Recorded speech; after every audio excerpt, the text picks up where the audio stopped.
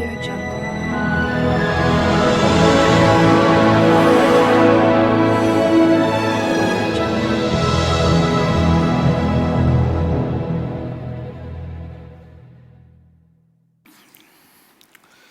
దేవుడికి మహిమ కలుగును గాక. మనమందరము నిలబడి ఉండగా పరిశుద్ధ గ్రంథంలోనికి వెళ్దాం. I love the word. నాకు వాక్యం అంటే చాలా ఇష్టం. ఇది కథ కాదు, ఈ పుస్తకము. అవును, పరిశుద్ధ గ్రంథము కథలతో కూడిన పుస్తకమే.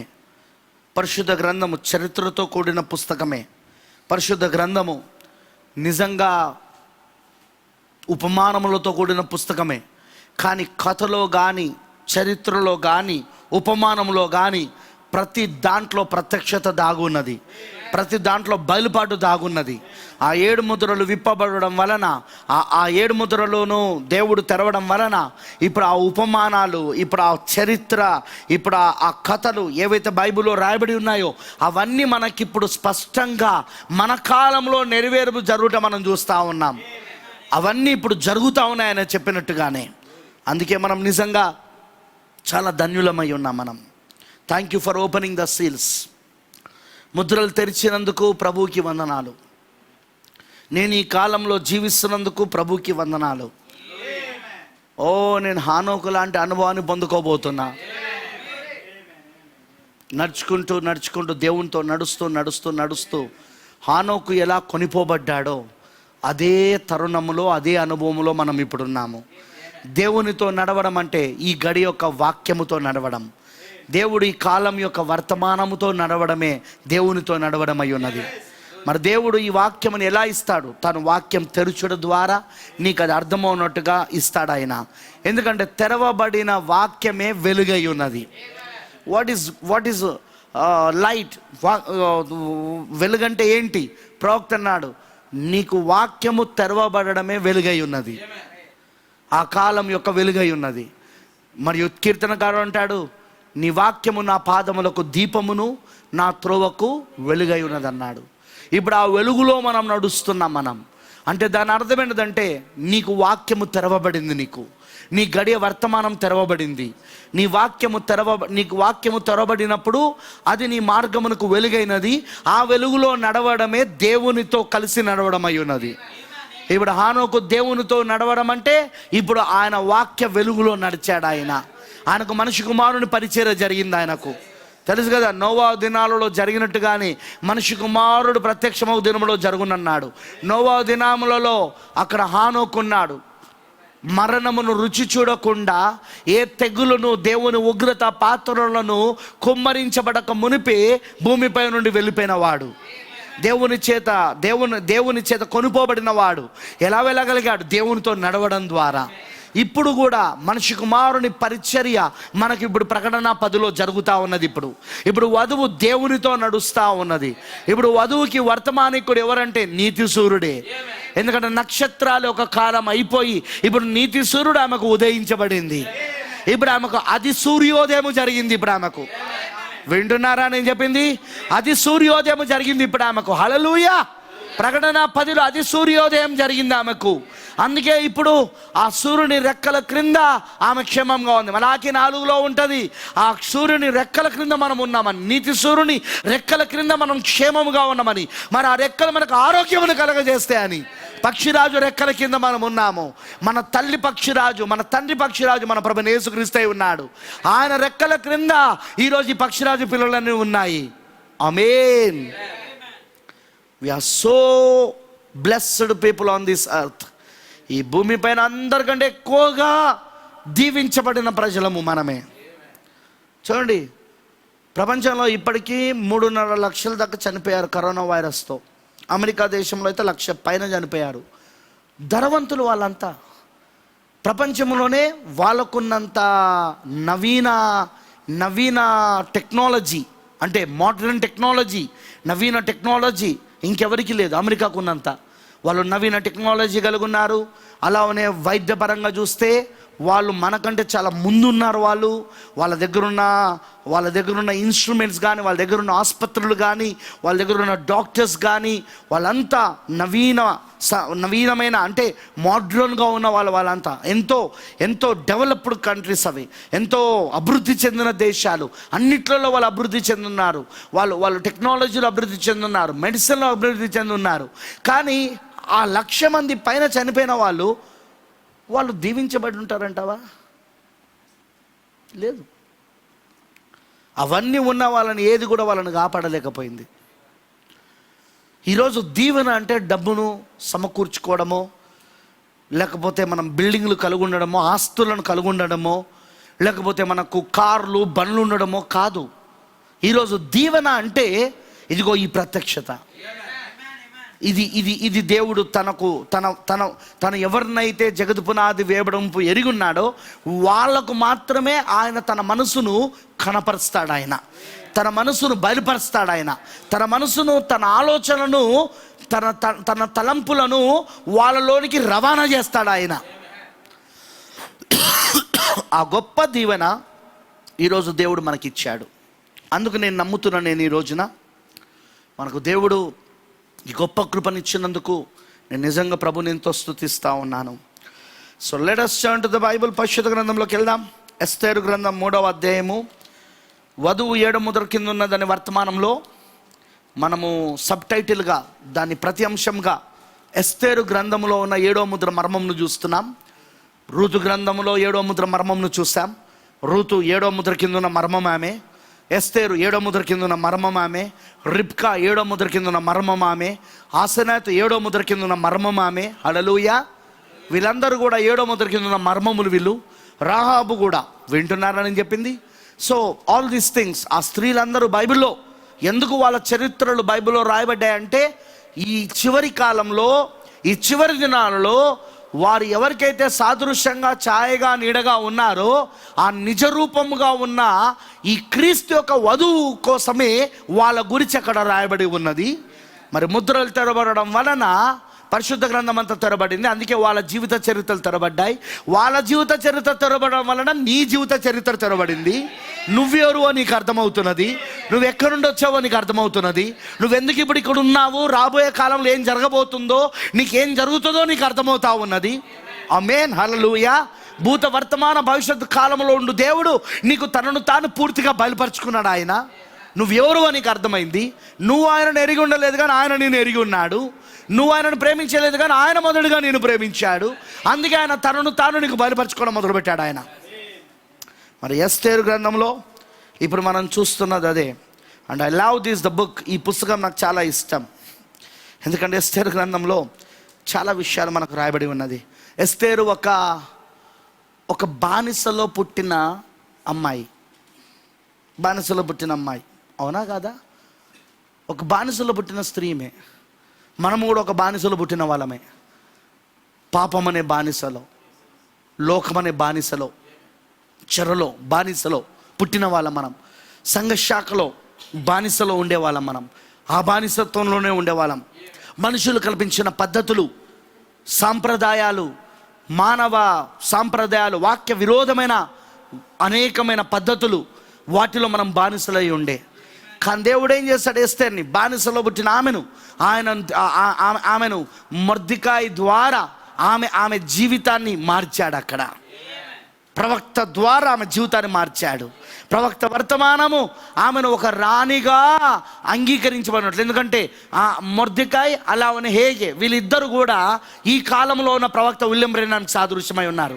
మరి నేను ఆల్రెడీ చెప్పాను, ఈ పుస్తకంలో ఒక వ్యక్తే అనేకమైన పాత్రలు వేస్తూ ఉన్నాడు. అందులో ఇక్కడ మొర్దెకాయి కానీ లేకపోతే హేగే కానీ ఎవరు అంటే ప్రవక్త అయి ఉన్నాడు. ఆమె ఇప్పుడు రాజుకు అంగీకరించబడే రాణిగా ఆమెను మలిచింది ఎవరంటే మొర్దెకాయి, హేగే. మీకు అర్థమైందా? ఇప్పుడు ఈ ప్రవక్త, మన కాలంలో దేవుడు పంపించిన ప్రవక్త ఒక వర్తమానం మనల్ని ఏం చేస్తూ ఉన్నదంటే, మన రాజులకు రాజు, ప్రభులకు ప్రభు అయి ఉన్న మన యేసుక్రీస్తుకు రాణిగా అంగీకరించబడే విధంగా, ఆయన మనసుకు నచ్చిన దానిగా మలచబడే విధముగా ఈ వర్తమానం మనల్ని మలిచింది ఈ రోజున. ఓ ఐ లవ్ ఇట్. నేను దాన్ని ప్రేమిస్తా ఉన్నాను ఈ రోజున. ఎందుకంటే ఈరోజు ఆ వర్తమానం మనల్ని ఆయన స్వరూపంలోనికి, ఆయన పోలికలోనికి మలుస్తా ఉన్నది. ఇప్పుడు మరి ఈ రాజులకు రాజు, ఈ ప్రభులకు ప్రభు అయిన యేసుక్రీస్తు ఈ కాలంలోన ఈ వధువుని ఆయన స్వీకరిస్తూ రాణిగా ఆమెను అభిషేకిస్తూ ఉన్నాడు. మరి ఆమెను రాణిగా అభిషేకించాక, వస్తి తృణీకరించబడ్డాకనే ఆమె రాణిగా ఎన్నుకోబడ్డది. మర్చిపోవద్దు. 1946 నుండి 1963 వరకు వస్తి ఉన్నది, సంఘ శాఖలు, పెంతకోస్తు. కానీ వస్తి ఏం చేసింది? ఆ రాజాజ్ఞను, ఆ 7 నపుంసకుల యొక్క స్వరముల ద్వారా వచ్చిన ఆ రాజాజ్ఞను ఆమె త్రోసివేసింది. ప్రకటన 10లో ఆ రాజాజ్ఞ, ఆ రాజు యొక్క సింహపు గర్జన, మ్యాన్, ఆ రాజు యొక్క సింహపు గర్జన వినబడినప్పుడు ఆ 7 ఉరుముల యొక్క స్వరమును, ఆ 7 వర్తమానికుల యొక్క 7 స్వరములను వస్తి ధృవీకరించడం వలనని ఇదిగో ఇప్పుడు ఎస్తేరు రంగంపైకి వచ్చింది. ఇప్పుడు ఓ వండర్ఫుల్. ఇందులో ఎంత అద్భుతమైన విషయాలు రాయబడి ఉన్నాయంటే మనం గమనిస్తే, తర్వాత ఆమె రాణి అయినాక కూడా ఏ విధంగా హామాను ఆమెను చంపవలనని, ఆమె ప్రజలను చంపవలనని ప్రణాళిక వేశాడో, ఆ స్క్వీజ్, ఆ ఒత్తిడి, ఆ ప్రెషర్, ఆ ఒత్తిడి ఏ విధంగా తీసుకొచ్చాడో, ఆ చట్టాలను ఎలా తీసుకొచ్చాడో, అవన్నీ ఎంత స్పష్టంగా మనకు రాయబడ్డాయో చూడండి. వీళ్ళవి అందుకే చూడండి, ఒక్కొక్క పుస్తకము కొంత భాగాన్ని తెలుస్తుంది. ఫర్ ఎగ్జాంపుల్ చెప్తున్నా, రూత్ ఉన్నది. రూతులో మనకు హామాను కనపడాడు. రూతు యొక్క కథ దగ్గరకు వచ్చినప్పుడు రూతులో మనకు హామాను కనపడాడు. కానీ బోయాజుతో వివాహంతో రూతు యొక్క గ్రంథము ముగించబడతా ఉన్నది. మీకు అర్థమవుతుందా?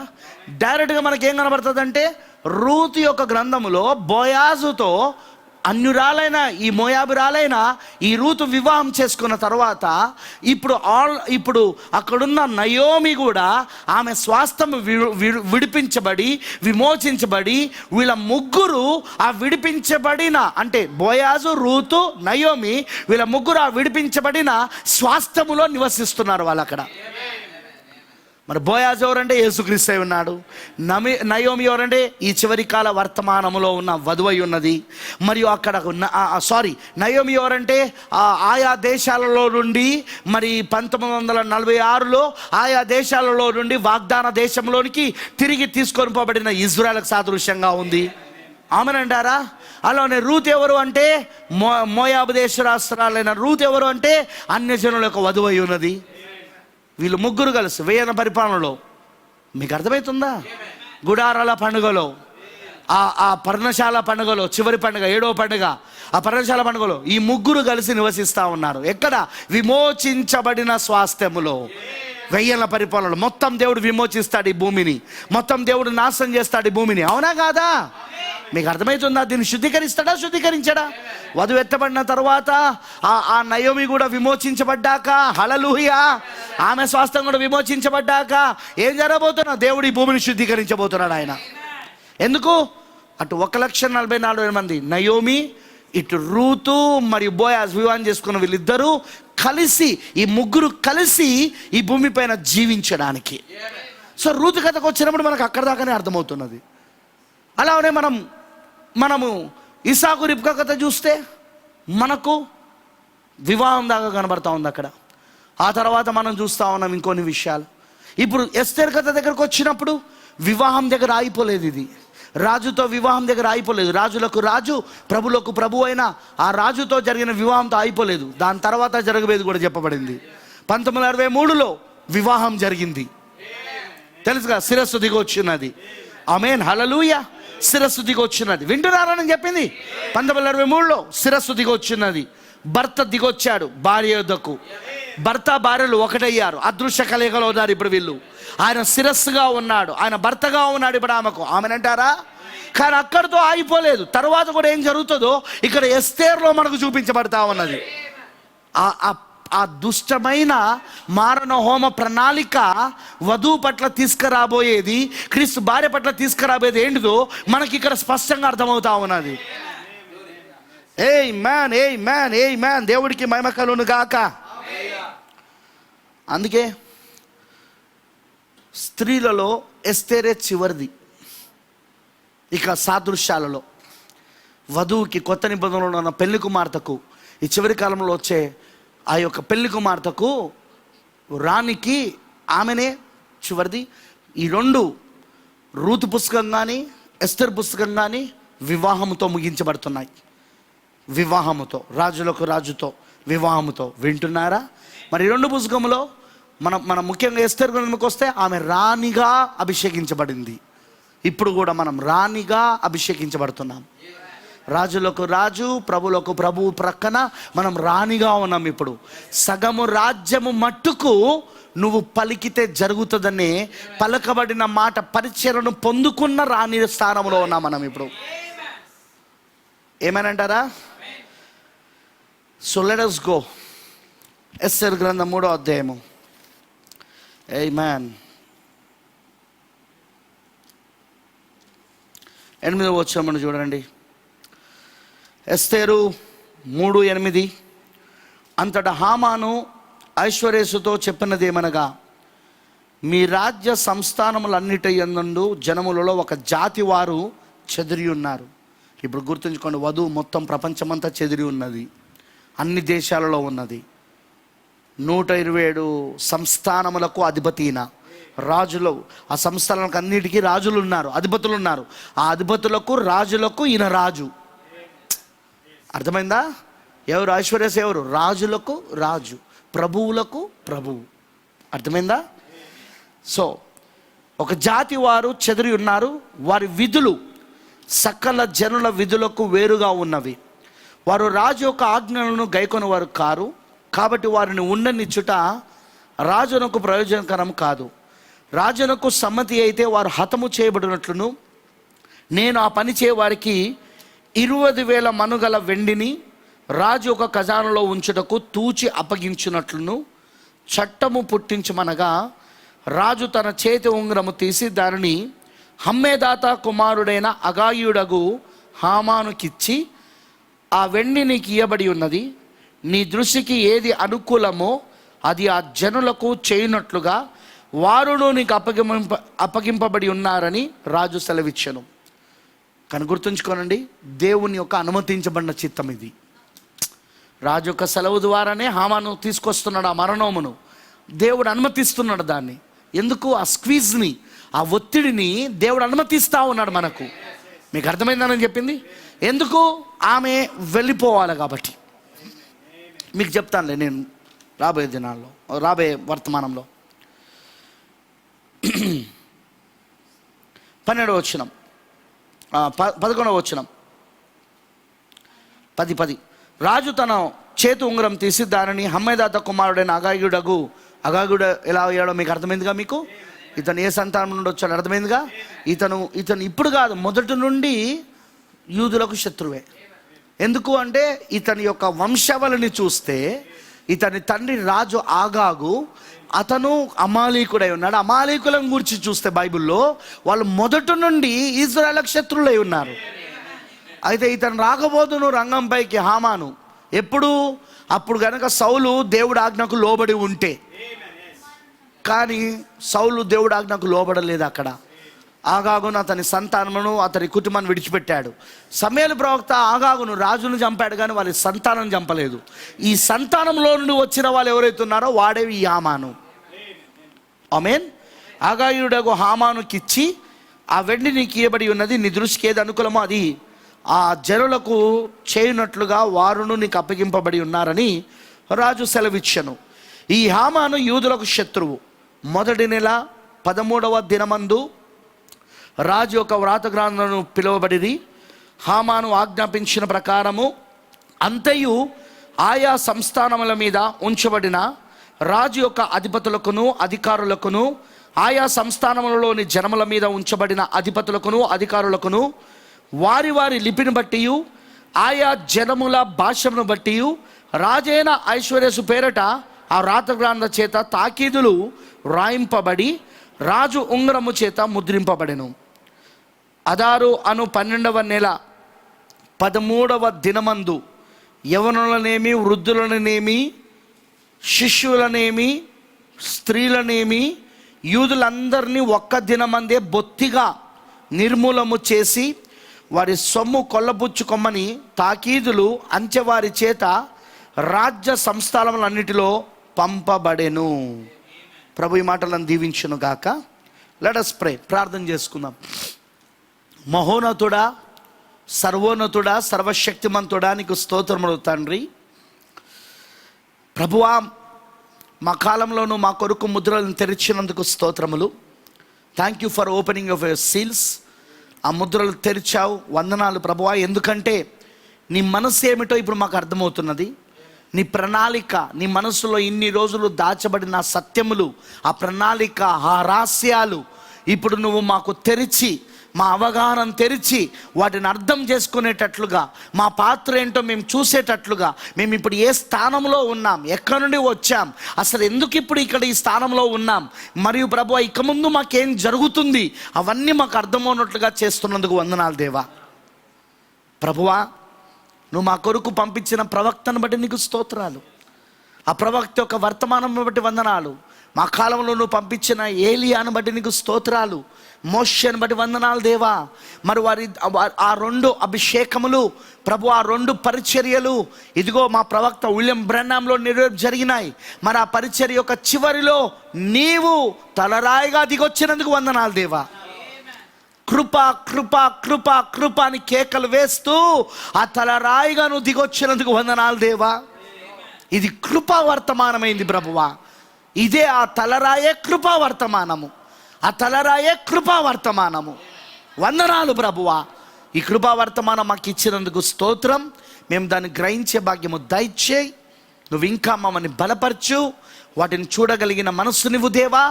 ఎందుకంటే ఇది నువ్వు తెరవాలి, ఎవరికైనా సరే ఇది నువ్వు తెరవాలి ప్రభువా. ఈ ముద్రలు నువ్వు తెరవాలి ప్రభువా. ఆ అవగాహన నువ్వు ఇవ్వాలా ప్రభువా.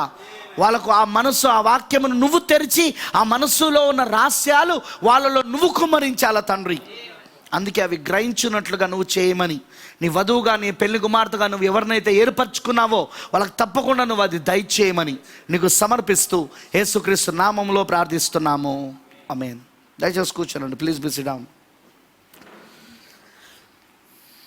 Just before going to the message, వర్తమానంలోనికి వెళ్ళే ముందు నేను ఒక కొటేషన్ చదవాలని ఆశిస్తున్నాను.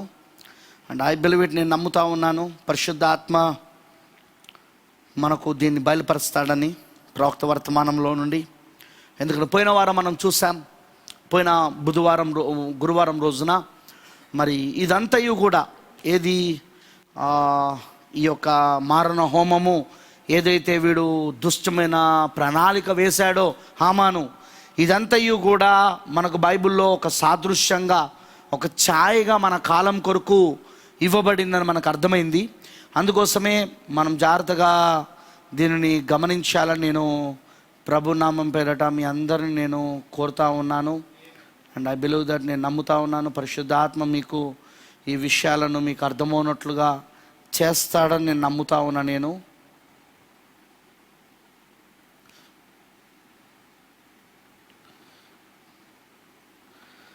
బూరల పండుగ,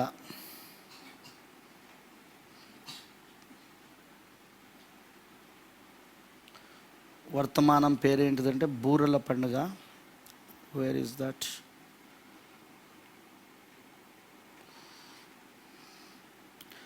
తెలుగులో అది ఉందా? రైట్. 1964 జూలై 19న చెప్పబడిన వర్తమానం ఇది, బూరల పండుగ. మరి పారాగ్రాఫ్ 183, 183వ పారాగ్రాఫ్ చూడగలిగిన వాళ్ళు చూడండి. 183వ పారాగ్రాఫ్, బూరల పండుగ 1964 ముద్రలు విప్పబడిన తర్వాత ఇది బోధించబడినది.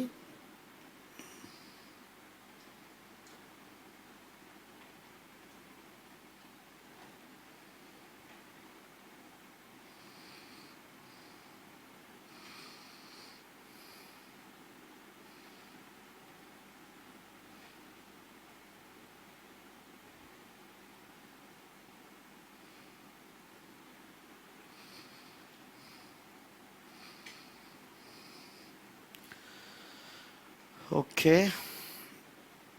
182వ పారాగ్రాఫ్ నుండి చదువుదాం.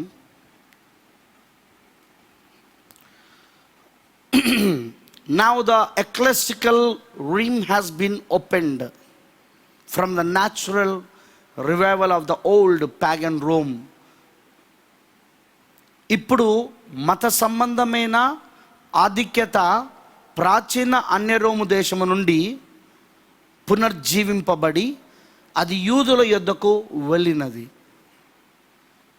went forth on the Jews. జాగ్రత్తగా వినండి, ప్రవక్త ఏమంటున్నాడంటే ఇప్పుడు మత సంబంధమైన ఆధిక్యత ప్రాచీన అన్య రోము దేశము నుండి పునర్జీవింపబడి అది యూదుల యొద్దకు వెళ్ళినది. వాట్? అన్య రోము యూదుల మీదకి వెళ్ళిందా? Which has always been their enemy. అది యూదులకు ఎప్పుడూ శత్రువే. ఆయన మాట్లాడుతుంది బబులోను గురించి కాదు, ఇక్కడ శత్రుత్వం గురించి. ప్రవక్త బ్రెన్హాం గారు మరి ఎవరి గురించి మాట్లాడుతున్నాడు? ఆయన అన్య రోము గురించి మాట్లాడుతున్నాడు. ఆయన మీకు అర్థమవుతుందా? అన్య రోము దేశము, ఆ మత సంబంధమైన ప్రపంచము తెరవబడి ఆ అన్య రోము దేశము మళ్ళీ పునర్జీవింపబడి అది యూదులకు వెళ్ళినది. అది యూదులకు వెళ్ళినది. అది యూదులకు ఎప్పుడు శత్రువే అంటున్నాడు ప్రవక్త. ఏం మాట్లాడుతున్నాడు ప్రవక్త ఇక్కడ? What is speaking? ఎందుకంటే ఇప్పుడు నేను ఎందుకు అది మాట్లాడుతున్నానంటే, ఇప్పుడు చూడండి, ఇక్కడ ఎస్తేరు గ్రంథంలో 3వ అధ్యాయంలో మనం ఏం చూస్తున్నామంటే ఈ హామాను యూదులకు శత్రువుగా ఉన్నాడు. మీకు అర్థమవుతుందా? ఇప్పుడు ఈ హామాను పైన ఏ ఆత్మ పనిచేసిందో మనం గమనించాలా. ఇప్పుడు ప్రవక్త అంటున్నాడు ఈ మత సంబంధమైన ప్రపంచము తెరవబడినది అంటున్నాడు. Now the ecclesiastical realm has been opened. Ecclesiastical realm అంటే మత సంబంధమైన ప్రపంచము తెరవబడినది. ప్రాచీన అన్య రోము దేశము నుండి పునర్జీవింపబడి అది యూదుల యొద్దకు వెళ్ళినది. అది యూదులకు ఎప్పుడు శత్రువే. మనకు తెలుసు అన్య రోము యూదులకు శత్రువు అని. మనం మొదటి రాకడలో చూస్తే ప్రభువైన యేసుక్రీస్తు వచ్చి వెళ్ళిపోయాక క్రీస్తు శకం 70వ సంవత్సరంలో రోమన్ సైన్యాధిపతిగా ఉన్న, అన్య రోము సైన్యాధిపతిగా ఉన్న తీతు యెరూషలేము పైన దండెత్తినట్టు మనకు చరిత్రలో రాయబడి ఉన్నది. రాయబడి ఉన్నదా లేదా? యెరూషలేము పైన దండెత్తాడు. యెరూషలేమును చుట్టుముట్టి యెరూషలేము పైన దండెత్తి ఒక పెద్ద మారణ హోమను తీసుకొచ్చాడు. అక్కడ యూదులందరినీ, కనబడిన యూదులందరినీ, దొరికిన యూదులందరినీ చంపేశాడు, హతము చేశాడు, వధ చేశాడు, సంహారం చేశాడు. ఎందుకంటే యూదులు అనేవారు అసలు భూమిపైననే ఉండొద్దని. మీకు అర్థమవుతుందా? యూదులు అనేవారు అసలు భూమిపైననే ఉండొద్దని చెప్పేసి మొత్తము హతము చేసేసాడు. అయితే చరిత్రకారులు వాళ్ళు రాసిన చరిత్ర పుస్తకంలో ఏమని రాశారంటే యెరూషలేము వీధిలో యూదుల రక్తము ఏరులై పారిందట, వరదలై పారింది. అంతగా చంపేశాడు.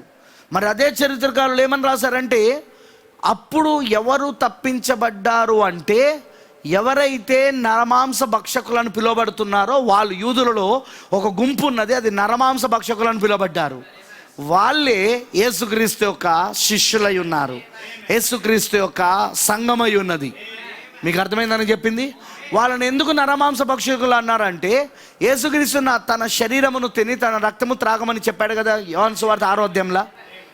యోహాను సువార్త 6వ అధ్యాయంలో ఏమన్నాడు ఆయన? నా శరీరము తిని నా రక్తము త్రాగువాడే నిత్య జీవం గలవాడు అని చెప్పాడు కదా. అట్టివాడే నన్ను వెంబడించాలన్నప్పుడు అప్పుడే అవిశ్వాసులు అక్కడ నుండి వేరైపోయారు. అక్కడ 70 మంది శిష్యులు అవిశ్వాసులు, ఇది కఠినమైన మాట, దీన్ని ఎవడు వినగలడని చెప్పుకుంటూ వాళ్ళు అక్కడ నుండి వేరారు. వాక్యం వాళ్ళను పూర్తిగా వేరు చేసేసింది. వాక్యం ఎప్పుడు కూడా అవిశ్వాసులను విశ్వాసుల నుండి వేరు చేస్తుంది. వాక్యం ఎప్పుడు కూడా నటించే విశ్వాసులను విశ్వాసుల నుండి వేరు చేస్తుంది. మరి 3 రకాల విశ్వాసుల ప్రవక్త అంటాడు 95% ఒక వేషధారట, ఒక నటించి విశ్వాసట 95% వాడు వాక్యాన్ని నమ్ముతాడు, సత్యమును కలుగుంటాడు. మిగతా 5% వాడు వేషధారగా బతుకుతూ ఉంటాడు. ఆయన ఏదోను తోట గురించి మాట్లాడుతూ అంటాడు, ఏదోను తోటలో అక్కడ గురించి మాట్లాడుతుంటాడు. 99.9% వాడు సత్యమనే చెప్పాడు, కానీ వాడు 0.01% అబద్ధం చెప్పాడు. ఆ 0.01% ఏదైతే వాడు అబద్ధం చెప్పాడో అదే మరణమునకు కారణమైంది ఈ రోజున. ఆమేన్, హల్లెలూయా. అవిశ్వాసులు ఎట్లుంటుందంటే అసలు మేము వాక్యమే నమ్మము, మాకు వాక్యం అక్కర్లేదని వెళ్ళిపోతారు. అంటే వాళ్ళు వాక్యం పైన అవగాహన కలిగి ఉండరు, వాళ్ళు వాక్యాన్ని నమ్మరు వాళ్ళది. కాబట్టి వాళ్ళతో సమస్య ఉండదు. కానీ సమస్య ఎవరితో ఉంటుంది అంటే అదిగో 99.9% ఎరుగుండి 0.01% ఏదైతే ఉంటుందో, 0.01% ఏదైతే ఉంటుందో ఆ 1% యొక్క అబద్ధాన్ని అందులో కలిపి ప్రజలను మోసపరుస్తూ ఉంటాడు. చూడు, తన యొక్క వేషధారం ద్వారా, తన యొక్క నటన ద్వారా. అది అసలైన సమస్య ఉన్నది ఈ రోజున. అది నిజం. అది మరి మీరు గమనిస్తే ప్రియమైన దేవుని పిల్లలారా, ఇప్పుడు మీరు చాలా జాగ్రత్తగా గమనించాలి. ఇక్కడ నేను చెప్పేది ఈ మాట ఎప్పుడైతే యేసు చెప్పాడో అది అవిశ్వాసులను వేషధాలను వేరు చేసింది. అంతేకాదు, యేసు పైన నేరారోపణలు చేయడంలో ఇది కూడా చేశారు యూదుల కోర్టులో. మీకు గుర్తుంది కదా, యేసుని గెత్సెమనే తోటలో నుండి ఎక్కడ తీసుకెళ్లారు వాళ్ళు? ప్రధాన యాజకుని దగ్గర తీసుకెళ్లారు, యూదుల కోర్టుకి తీసుకెళ్లారు. వాళ్ళు తీసుకెళ్లారా లేదా? వింటున్నారా? ఏంటిది అది? సన్హెద్ర సభ, యూదుల కోర్టు. యూదుల కోర్టులో ఎవరు దాంట్లో తీర్పరిగా ఉంటాడో, న్యాయాధిపతిగా ఉంటాడంటే ఆ కాలంలో ఎవరైతే ప్రధాన యాజకులుగా ఉన్నారో వాళ్ళు ఉంటారు. వింటున్నారా? ఇప్పుడు ఆ ప్రధాన యాజకుని ఎదుటకు వచ్చినప్పుడు యేసు పైన పెట్టిన నేరాపణలో ఇది కూడా ఒకటి. ఇప్పుడు ఈ శిష్యుల గురించి వచ్చినప్పుడు యేసు చనిపోయాక ఆయన దేహాన్ని వారు ఆ యొక్క సమాధిలో పెట్టాక 3వ రోజున ఆయన తిరిగి లేచాడు ఆయన. ఆమేన్. అయితే ఆ 3వ రోజు తిరిగి లేచిన దానిని నమ్మలేదని బైబిల్ చెప్తా ఉన్నది. మీరు ఒకసారి నాతో పాటు పరిశుద్ధ గ్రంథంలోనికి రండి. Let's turn to the Bible for some time. ఒకసారి చూడండి, కొత్త నిబంధనకు రండి నాతో పాటు. They didn't believe. వాళ్ళు నమ్మలేదు. యూదులు ఎవరు నమ్మలేదు ఆయన తిరిగి పునరుద్ధానం పొందుకున్నాడంటే. ఎవరు కూడా దానిని నమ్మలేదు.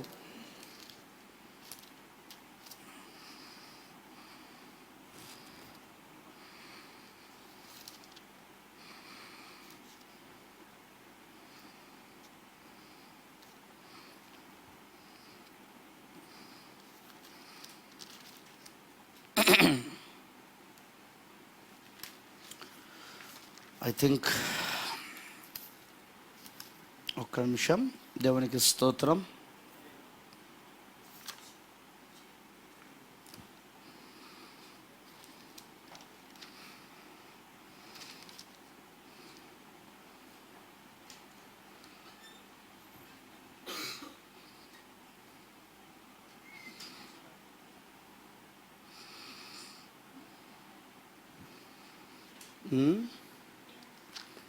జస్ట్ మత్తయి సువార్త చూద్దాం ఫస్ట్.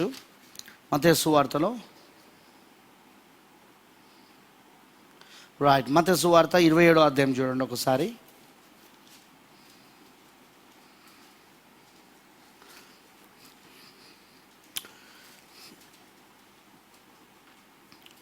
వచనం. మర్నాడు అనగా సిద్ధపరచు దినమునకు మరుసటి దినమున ప్రధాన యాజకులను పరిసయ్యులను పిలాతు నొద్దకు కూడి వచ్చి, అయ్యా, ఆ వంచకుడు సజీవుడై ఉండినప్పుడు 3 దినములైన తర్వాత నేను లేచినని చెప్పినది మాకు జ్ఞాపకం ఉన్నది.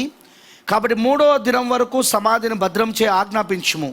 వాని శిష్యులు వచ్చి వానిని ఎత్తుకొని పోయి ఆయన మృతుల్లో నుండి లేచెనని ప్రజలతో చెప్పుదురేమో. అప్పుడు మొదటి వంచన కంటే కడపటి వంచన మరీ చెడ్డదై ఉండునని చెప్పిరి. అందుకు పిలాతు, కావలి వారు ఉన్నారు కదా, మీరు వెళ్ళి మీ చేతనైనంత మటుకు సమాధిని భద్రం చేయడని వారితో చెప్పాను. వారు వెళ్ళి కావలి వారిని కూడా ఉంచుకొని రాత్రికి ముద్ర వేసి సమాధిని భద్రం చేసిరి. విశ్రాంతి దినము గడిచిపోయిన 28వ అధ్యాయం 1వ వచనం మత్తయి సువార్త. విశ్రాంతి దినం గడిచిపోయిన తర్వాత ఆదివారమున తెల్లవారుచుండగా మగ్దలేని మరియయు వేరొక మరియు సమాధిని కూడా చూడవచ్చురి. ఇదిగో ప్రభుదూత పరలోకమును దిగివచ్చి రాయి పొరలించి దాని మీద కూర్చున్నాను. అప్పుడు మహాభూకంపము కలిగెను. ఆమేనంటారా? ఓకే, మనము చూస్తున్నాము. ఇంకా మనం కిందికి వచ్చిన తర్వాత 11వ వచనంలో మీరు చూడండి.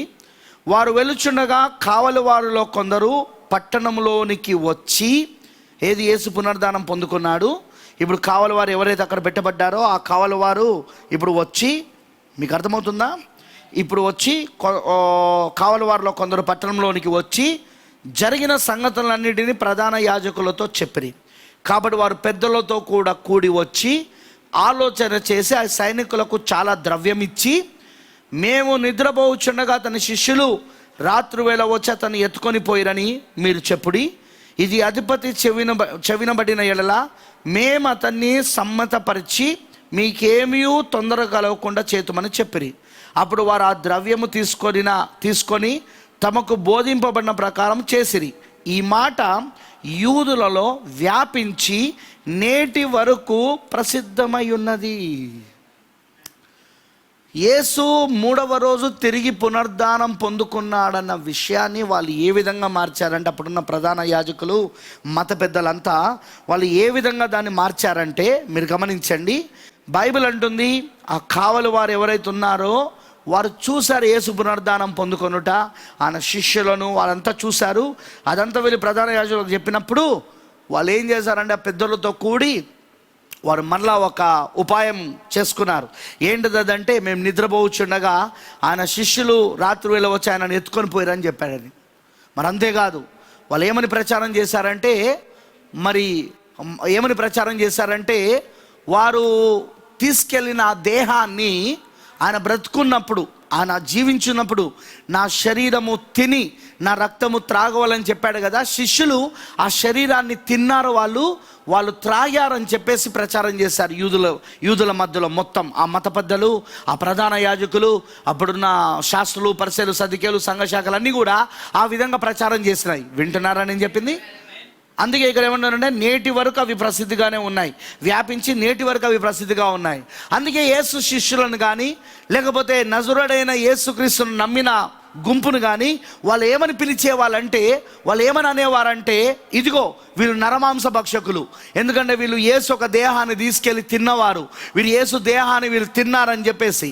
ఇప్పుడు చరిత్రకారులు ఏమని రాశారంటే, ఎవరు ఆ తీతి యొక్క కత్తివాత నుండి తప్పించబడ్డారంటే, ఆ తీతి యొక్క నిర్బంధము నుండి ఎవరు తప్పించబడ్డారంటే, ఎవరైతే ఆ కాలంలో నరమాంస భక్షకులని పిలువబడుతున్నారో దాన్ని ఇంగ్లీష్లో క్యానిబల్స్ అంటారు. ఆ క్యానిబల్స్, ఆ నరమాంస భక్షకులు అనే వాళ్ళు మాత్రమే తప్పించబడ్డారు. ఎందుకంటే యేసు ఇదివరకే వాళ్ళకు చెప్పి ఉన్నాడు. మత్తయి సువార్త 24వ అధ్యాయంలో శిష్యులకు ఆ ముద్రలు తెరుస్తున్నప్పుడు ఏమని చెప్పాడు? దానియేలు గ్రంథములో జరుగుతున్న ఆ ప్రవచనాన్ని, దానియేలు గ్రంథంలో చెప్పబడిన ఆ ప్రవచనాన్ని శిష్యులకు ఆయన ఇదివరకే చెప్పి ఉన్నాడు. ఆయన ఏది? తీతి యొక్క రాకను గూర్చి, అన్య రోము సైన్యాధిపతిగా ఉన్న తీతి యొక్క రాకను గూర్చి, యెరూషలేమును ముట్టడిని గూర్చి, వాళ్ళపైకి రాబోతున్న ఆ మారణ హోమమును గూర్చి యేసు ముందుగానే చెప్పాడు మత్తయి సువార్త 24వ అధ్యాయంలో. అందుకే యేసు శిష్యులు ముందుగానే తీతు రాకమునిపే అక్కడి నుండి, ఆయన శిష్యులే కాదు, ఆ శిష్యుల యొక్క బోధ నమ్మిన అప్పుడున్న క్రైస్తవులందరూ వాళ్ళు ఏం చేశారంటే అక్కడి నుండి తప్పించుకొని వెళ్ళిపోయారు. ప్రపంచ దేశాలకు అన్నిటికీ వాళ్ళు నలు దేశాలు మొత్తం నలుదిక్కులకు వాళ్ళు చెల్లా చెదరైపోయారు. ఇంకొంతమంది కూడా వాళ్ళు తప్పించుకొని పారిపోయారు. హల్లెలూయా. అలా తప్పించుకొని పారిపోయిన ఆ యూదులు ఈ రోజున మరల 1900 సంవత్సరాల తర్వాత, మరల 1946లో వాళ్ళు తిరిగి స్వతంత్రత, 2 ప్రపంచ యుద్ధాల తర్వాత 5-6 బూరల యొక్క ఆ 2 శ్రమల తర్వాత ఇప్పుడు యూదులు మరలా తిరిగి వాళ్ళ స్వదేశానికి వచ్చినారు ఈ రోజున. ఆమేన్, హల్లెలూయా. మీకు అర్థమైందని చెప్పింది. అయితే మీరు గమనించాల్సిన విషయం ఏంటంటే, ప్రవక్త అంటున్నాడు ఈ యూదులకు శత్రు ఎవరట అంటే అన్య రోము. యూదులకు శత్రు ఎవరు? అన్య రోము. జాగ్రత్త అండి. ఇప్పుడు మత సంబంధమైన ప్రపంచము ఆధిక్యత ప్రాచీన అన్య రోమ్ దేశం నుండి పునర్జీవింపబడి మత సంబంధమైన ప్రపంచం, ప్రాచీన అన్య రోమ్ దేశం నుండి పునర్జీవింపబడి అది యూదుల యొద్దకు వెళ్ళినది. అది యూదులకు ఎప్పుడూ శత్రువే.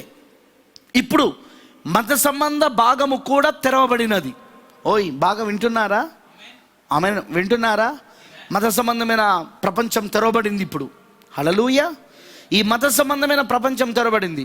రోము సింహము వలె నోరు తెరుచుకొని జనుల మీదికి ఉరికినది. రోము సింహము వలె నోరు తెరుచుకొని జనుల మీదికి పరిగెత్తినది. అది ఎప్పుడు దేవుని శత్రువే. ఇప్పుడు యూదుల మీదికి మాత్రమే కాదు, దేవుని పిల్లల మీదికి కూడా.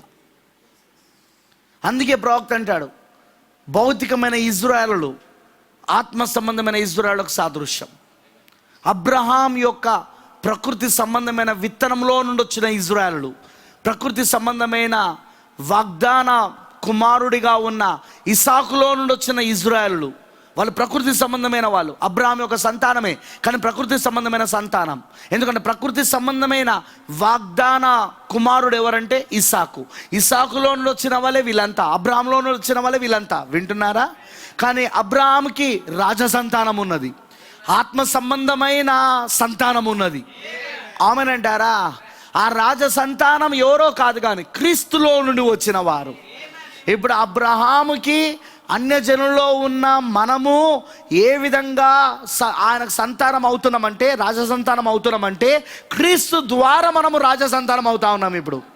అయితే ఎప్పుడైనా గుర్తుంచుకోనండి, అబ్రహాం యొక్క ప్రకృతి సంబంధమైన సంతానము అబ్రహాం యొక్క ఆత్మ సంబంధమైన రాజ సంతానమునకు సాదృశ్యంగా ఛాయగా ఉన్నది అక్కడ.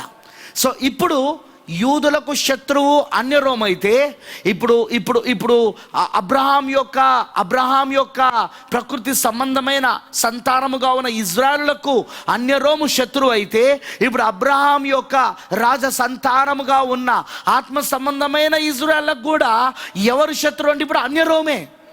కాకపోతే ఇప్పుడు అన్య రోమ్ ఏమైందంటే పోపు రోముగా మారింది. మీకు తెలుసు కదా, ప్రకటన 13లో అదేం జరిగింది? ఆ క్రూర మృగమునకు గాయము తగిలింది, కానీ ఆ గాయము బాగుపడుతూ మళ్ళా తిరిగి పునర్జీవింపబడింది. అది ఎక్కడ జరిగిందంటే, అది అన్య రోముగా గాయపరచబడి అది మరణపు దెబ్బను తిని, అది పోపు రోముగా క్రీస్తు శకం 320 సంవత్సరమున నైసియా సభ దగ్గర పునర్జీవం పొందుకున్నది. అది ఆమెనంటారా? మరి ప్రవక్త అంటున్నాడు, రోము సింహం వలె నోరు తెరుచుకొని జనముల మీదకి పరిగెత్తినది. అదెప్పుడు దేవుని శత్రు. అదే ఆత్మ ప్రపంచములోని నియంతల మీదికి వచ్చినది. ఎందుకనగా మత సంబంధమైన సిద్ధాంతము అప్పటికి ఇంకా సడలలేదు, అది విప్పబడినది. వింటున్నారా? నియంతలు ఎవరు వీళ్ళు? హిట్లర్, ముసలోని, స్టాలిన్, ఐక్మెన్. హిట్లర్, ముసలోని, స్టాలిన్, ఐక్మెన్, వీళ్ళే ఆ నియంతలు. ఇప్పుడు ఆ నియంతల మీదకి ఏ ఆత్మ వచ్చిందట ప్రవక్త అంటున్నది? That's right. అదే ఆత్మ. ఏ ఆత్మ? అన్య రోమ్ ఆత్మ ప్రపంచంలోని నియంతల మీదకి వచ్చినది. ప్రపంచంలోని నియంతల మీదకి వచ్చినది. పట్టుకున్నారా మీరు? ఆమేన్, హల్లెలూయా. ఆ నియంతలు ఎవరు? 7వ సంఘ కాలంలో బాగా గుర్తుంచుకోండి, 6 బూరలు ఊదబడుతున్నాయి. 5-6 బూరలే మొదటి 2 ప్రపంచ యుద్ధాలు, 2 అయ్యోలు. ఆమేన్. ఇప్పుడు 7వ సంకాలంలో జరుగుతూ ఉంది అదంతా. హల్లెలూయా. మరి మీరు గమనించాల్సింది ఏంటంటే, ఈ నియంతలు వీళ్ళే, హిట్లర్, ముసలోని, స్టాలిన్, ఐక్మెన్. వీళ్ళపైకి ఏ ఆత్మ వచ్చిందని ప్రవక్త అంటున్నాడంటే అన్య రోమ్ యొక్క ఆత్మ. అందుకే చరిత్రకారులు ఏమంటారంటే, ఈ మొదటి 2 ప్రపంచ యుద్ధాలకు కారణం రోమన్ క్యాథలిక్. ముఖ్యంగా హిట్లర్, ముసలోని, వీళ్ళిద్దరూ యూదులను అతి దారుణముగా వీళ్ళు వధ చేశారు, వీళ్ళు సంహరించారు అతి దారుణముగా. దాదాపున 6 మిలియన్ల యూదులను, అంటే 60 లక్షల యూదులను రికార్డుల ప్రకారం, అది రికార్డులు లేని ఎన్నో తెలియదు, వాళ్ళు హత్య చేసినట్టుగా, చంపినట్లుగా మనకు రాయబడి ఉంది చరిత్రలో. ఎందుకు హిట్లర్ జర్మనీ నియంత హిట్లర్, ఎందుకు ఇటలీ నియంత ముసలోని వింటున్నారా? ఇటలీలో నుండే రోమ్, ఇటలీ ఎక్కడుంది? రోమ్లోనే వాటికన్ ఉంది, వింటున్నారా? దీని వెనకాల ఎవరున్నారంటే అన్య రోమ్, అంటే ఇప్పుడు పోప్ రోమ్గా మారింది అది. దీని వెనకాల ఎవరున్నారంటే ఆ పోప్ రోమే వెనకాల ఉండి ఈ మారణ హోమం అంతా తీసుకొచ్చింది. అది యూదుల మీదకి ఈ మారణ హోమం తీసుకొచ్చింది ఎవరంటే ఎవరో కాదు, పోప్ రోము. ఆ రోమ్ యొక్క ఆత్మ ఎవరిపైన పనిచేసిందంటే ఆ నియంతల పైన, అప్పుడున్న నియంతల పైన ఆ మారణ హోమను తీసుకొచ్చిన, ఆ యొక్క యూదుల యొక్క హోలకాస్ట్ను తీసుకొచ్చిన ఆ హోలకాస్ట్కు కారకులైన ఈ యొక్క హిట్లర్, ముసలోని, స్టాలిన్ మరియు ఐక్మెన్ లాంటి ఆ నియంతల పైన పనిచేసిన ఆత్మ ఏంటిది అంటే అది రోమ్ ఆత్మ అని ప్రవక్త చెప్తా ఉన్నాడు. బ్రదర్, ఇవన్నిటికీ ఆమానికి సంబంధం ఏంది? వస్తాను, మీకు అర్థమవుతుంది. ఎస్తేరు పైన ఎందుకు పగబెట్టుకున్నాడు, ఎస్తేరు ప్రజలపైన ఎందుకు పగబెట్టుకున్నాడు, ఇప్పుడు కూడా మన పైన ఎందుకు వీళ్ళు పగబెట్టుకుంటారో. ఎందుకంటే ఎస్తేరు ఎవరో కాదు, మనమై ఉన్నాము. ఎస్తేరు ప్రజలు మనమై ఉన్నాము. ఈ రోజున సాదృశ్యంలో, ఛాయలో, ఆమెనంటారా? ఇప్పుడు వాళ్ళు ఛాయ అయితే మనం నిజ రూపం. అది ఇప్పుడు ఖచ్చితంగా ఆత్మ ఇప్పుడు మనల్ని ఎందుకు ద్వేషిస్తుందో మీకు అర్థమవుతుంది ఇప్పుడు. ఆమేన్, హల్లెలూయా. చూడండి, అప్పుడు ఆ మొదటి 2 ప్రపంచ యుద్ధాల కాలంలో రికార్డుల ప్రకారముగా 60 లక్షల మంది యూదులు చంపబడ్డారు. రికార్డుల ప్రకారముగా, రికార్డులు లేనివి ఎన్నో తెలియదు. హిట్లర్ ఎందుకు అంతగా యూదులను ద్వేషించాడు? ప్రపంచంలో ఎన్నో జాతులు ఉన్నాయి, ఎన్నో జాతుల ప్రజలు ఉన్నారు. హిందువులు ఉన్నారు, సిక్కులు ఉన్నారు, ముస్లింలు ఉన్నారు, జైన్లు ఉన్నారు, ఎన్నో రకాల జాతులు ఉన్నాయి. ఆ జాతులన్నీ విడిచిపెట్టి కేవలము, బాగా వినండి, కేవలము హిట్లర్ ఎందుకు, ఈ నియంతలు ఎందుకు, హిట్లర్, ముసలిం వీళ్ళంతా ఎందుకు యూదులనే లక్ష్యంగా చేసుకొని యూదులనంత ద్వేషించి యూదులను అంతగా చంపారు? వాళ్ళు ఎంత భయంకరంగా చంపారో నేను ఇదివరకు మెసేజ్లో మీకు ఫొటోస్తో, వీడియోస్తో సహా చూపించిన. నేను గ్యాస్ ఛాంబర్లో వేసి, ఆ గ్యాస్ ఛాంబర్లో వాళ్ళు ఆ విషవాయువుల ద్వారా చంపబడ్డారు, బుల్లెట్ల ద్వారా చంపబడ్డారు. ఆడవాళ్ళు, మగవాళ్ళు మొత్తం నూలు పోగు లేకుండా, ఒంటిపైన నూలు పోగు లేకుండా వాళ్ళను కాల్చి చంపేశారు. వాళ్ళను బలత్కరించారు, వాళ్ళను భయంకరంగా చేశారు, ఆడపిల్లలను, అమ్మాయిలను.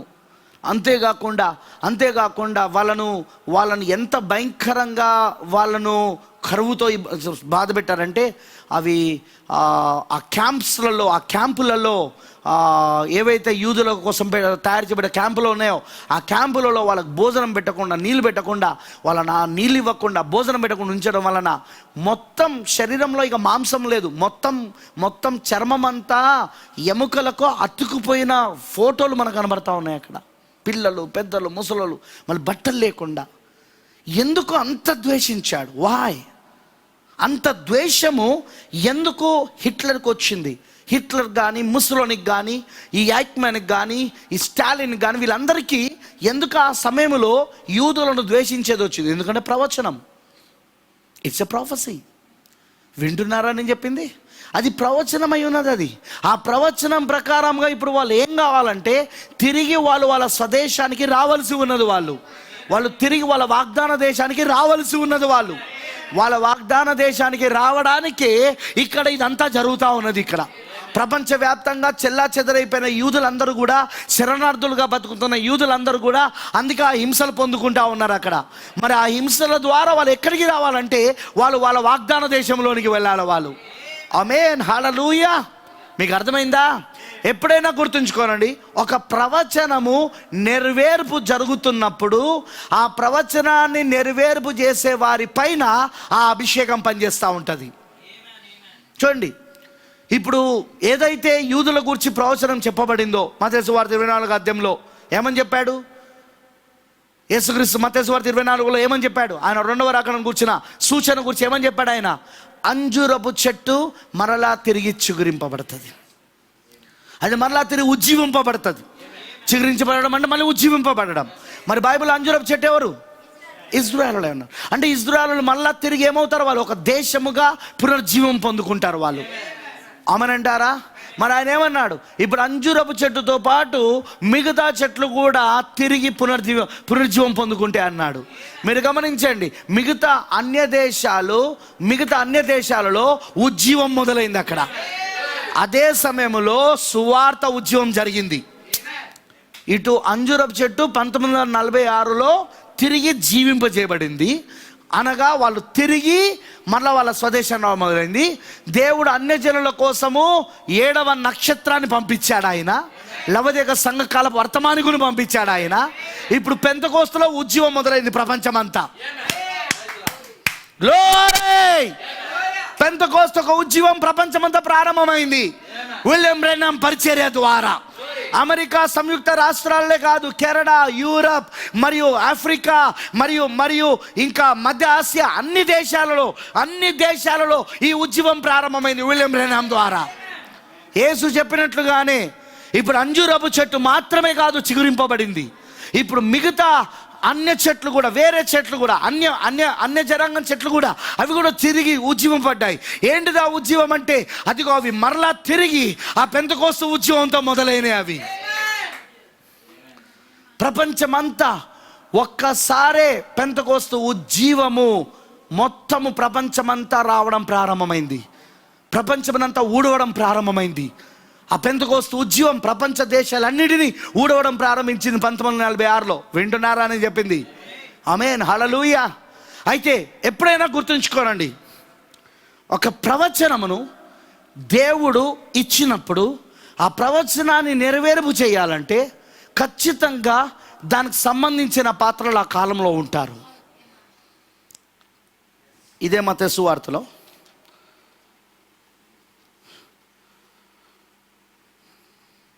2వ అధ్యాయంలో 17వ వచనంలో ఇలా చెప్పబడుతున్నది. 17 కంటే ముందు నుండి చదువుదాము. 16వ వచనంలో చదువుదాం.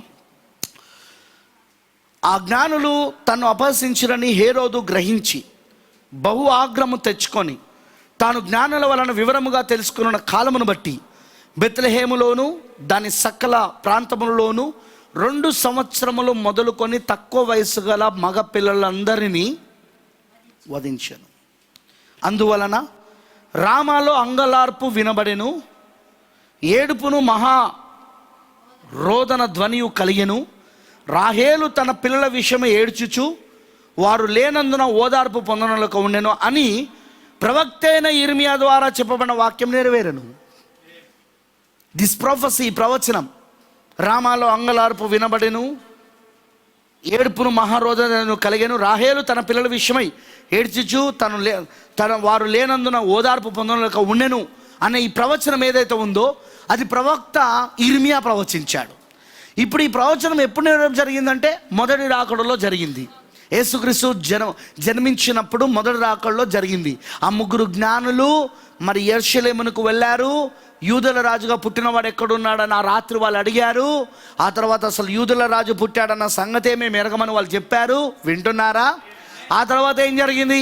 ఆ తర్వాత మళ్ళీ ఏ నక్షత్రం అయితే వాళ్ళను, ఆ సాజాతీతమైన నక్షత్రం ఏదైతే వాళ్ళని నడిపించుకుంటూ వచ్చిందో, మరలా వాళ్ళకు ఆ నక్షత్రము కనబడినప్పుడు ఆ నక్షత్రాన్ని వాళ్ళు వెంబడించి యేసున్న చోటికి, సూర్యుడున్న చోటికి నక్షత్రం నడిపించింది అక్కడికి, నీతి సూర్యుని చోటికి. ఆమెనంటారా? అప్పుడు వాళ్ళు ఆ రాత్రి కళ ద్వారా దేవుడు వాళ్ళతో మాట్లాడినప్పుడు మరలా తిరిగి మీరు రాజు యొద్దకు వెళ్ళవద్దు, వేరే మార్గంలో తిరిగి మీ యొక్క గృహంలోనికి వెళ్ళిపోయినని దేవుడు చెప్పినప్పుడు వాళ్ళు తిరిగి హేరోదు రాజు దగ్గరికి రాకుండా వాళ్ళు తిరిగి వేరే మార్గంలో వెళ్ళిపోయారు. ఆ సంగతి హేరోదు రాజుకు అర్థమై హేరోదు రాజు ఏమనుకున్నాడంటే తను ఆ జ్ఞానులు తను అపహసించారని గ్రహించి వెంటనే ఆగ్రహం తెచ్చుకొని తాను జ్ఞానుల వలన వివరంగా తెలుసుకున్న కాలమును బట్టి బెత్లెహేములోను దాని సకల ప్రాంతంలోనూ 2 సంవత్సరములు మొదలుకొని తక్కువ వయసు గల మగ పిల్లలందరినీ వధించాడు. మీరు గమనిస్తున్నారా? ఈ నరహంతకుడైన హేరోదు అప్పుడు రాజుగా ఉన్నాడు. ఎందుకు? ఇర్మియా ప్రవక్త ద్వారా చెప్పబడిన ప్రవచనమును నెరవేర్పు చేయడానికి. వింటున్నారా నేను చెప్పింది? ఇర్మియా ప్రవక్త ద్వారా చెప్పబడిన ప్రవచనమును నెరవేర్పు చేయడానికి ఇతనిపైన అభిషేకం పనిచేయాలి. When the prophecy is going to be fulfilled, ఒక ప్రవచనం అనేది నెరవేర్పు జరిగే సమయానికి వచ్చినప్పుడు ఆ ప్రవచనంలో ఎవరెవరు ఏ పాత్రలో ఉంటారో ఆ పాత్రల పైన అభిషేకం పనిచేస్తూ ఉంటుంది. అందుకే అక్కడ ఒక దుష్టుడైన నరహంతకుడైన హేరోదు ఉండాలి అక్కడ. ఆమెనంటారా? ఎందుకు ఆ ప్రవచనం నెరవేర్పు జరగాలంటే ఖచ్చితంగా చూడండి, యేసు జన్మించాల్సింది నజరేతు ఊర్లో కాదు. కన్యక మరియ ఎక్కడుందంటే నజరేతు ఊర్లో ఉంది. దూత ఎక్కడ ప్రత్యక్షమయ్యాడంటే ఆమె ఆమె ఆమె నజరేతు ఊర్లో ఉండగానే పరలోకము నుండి గాబ్రియెలు దూత ప్రత్యక్షమై ఆ సువార్తమానం ఆమెకు తెలియజేశాడు. అవునా? ఆమె నిండు చూలాలుగా ఇప్పుడు నజరేతు ఊర్లో ఉంది. కానీ లేఖనం ప్రకారం ఆయన ఎక్కడ జన్మించాలంటే బెత్లెహేములో జన్మించాలి. వింటున్నారా నేను చెప్పింది? లేఖనం ప్రకారముగా ఆయన ఎక్కడ జన్మించాలంటే బెత్లెహేములో జన్మించాలి. హల్లెలూయా. ఇప్పుడు బెత్లెహేములో ఆయన జన్మించడానికి ఆ సమయంలో వెంటనే కైసర్ ఏం చేశాడంటే ప్రపంచం మొత్తమునకు ఒక ట్యాక్స్ తీసుకొచ్చాడు. టాక్సేషన్, పన్ను కట్టడం. ఆ పన్ను కట్టడానికి ఎవరు వాళ్ళ యొక్క సొంత గ్రామంలోనికి, సొంత పట్టణానికి వెళ్ళి అక్కడ వాళ్ళ పేర్లను నమోదు చేసుకోవాలా. అవునా కాదా? మీకు అర్థమైందా? కైసర్కి అప్పుడే ఎందుకు అనిపించింది ప్రపంచం మొత్తమును, ఎందుకంటే అప్పుడు అన్య రోమ్ ప్రపంచాన్ని మొత్తము పరిపాలిస్తూ ఉంది. ఎంతమందికి తెలుసు? యేసు మొదటి రాకడలో ప్రపంచాన్ని మొత్తం పరిపాలిస్తున్న అన్య రోమ్ అయి ఉన్నది అది. అవునా? 4వ అగ్రరాజ్యము అదే. ఆ యొక్క ప్రకటన ఆ యొక్క దానియేలు గ్రంథం 2వ అధ్యాయంలో మరి దానియేలు చూసిన ఆ బ్రహ్మాండమైన విగ్రహంలోని ఆ 4వ భాగము, 4వ రాజ్యం. ఆమెనంటారా? మోకాల దగ్గర ఉన్న రాజ్యం, ఇనుము రాజ్యం, అది అన్య రోమ్ అయి ఉన్నది. అది మీకు అర్థమైందని చెప్పింది. ఇప్పుడు ఆ అన్య రోము ప్రపంచాన్ని మొత్తము పరిపాలిస్తున్న సమయం అది. ఆమేన్. కానీ ఈ కైసరు చక్రవర్తి అన్య రోముకి మొత్తం అందరికీ రాజులకు రాజు. ఈయన చక్రవర్తిని ఎవరంటారంటే రాజులకు రాజును. ఇప్పుడు హేరోదు ఈ దేశానికి రాజు, ఇంకొకరు ఇంకో దేశానికి రాజు, ఇంకొకరు ఇంకో దేశానికి రాజు. వీళ్ళందరికీ చక్రవర్తి ఎవరంటే కైసర్ అయి ఉన్నాడు. కైసర్ ఏం చేశాడు? అందరినీ పన్ను కట్టాలని చెప్పి వారు ఆ యొక్క దాని ఏమంటారంటే వారి యొక్క దాని ఏమంటారంటే వాళ్ళు వెళ్ళి వాళ్ళ యొక్క సొంత గ్రామములలో సొంత వాళ్ళు ఎక్కడ పుట్టి పెరిగారు ఆ సొంత గ్రామాలలో, లేకపోతే వాళ్ళ నేటివ్ ప్లేస్ అంటారు కదా, వాళ్ళు పుట్టి పెరిగిన ఆ యొక్క ప్రాంతంలోకి వెళ్ళి వాళ్ళ యొక్క పేర్లు నమోదు చేసుకోవాలి. నీకు అర్థమైందని చెప్పింది? హల్లెలూయా. ఇప్పుడు ఈమె నిండు చూలాలుగా ఉన్న మరియా, ఇప్పుడు ఆమె నజరేతు గ్రామము నుండి ఇప్పుడు ఆమె ఎక్కడికి వెళ్తుందంటే బెత్లెహేముకి వెళ్తుంది. ఇప్పుడు ఆమె బెత్లెహేములో ప్రసవించడానికి వెళ్తున్నది. ఇప్పుడు ఆమె ఎందుకు ఆమె బెత్లెహేముకి వెళ్ళాలి అంటే ఆల్రెడీ ఉన్న ప్రవచనం, అల్పమైన బెత్లెహేమును గురించిన ప్రవచనం. యూదా దేశపు బెత్లెహేమ, నువ్వు యూదా ప్రధానంలో ఎంత మాత్రమును అల్పమైన దానో కావు.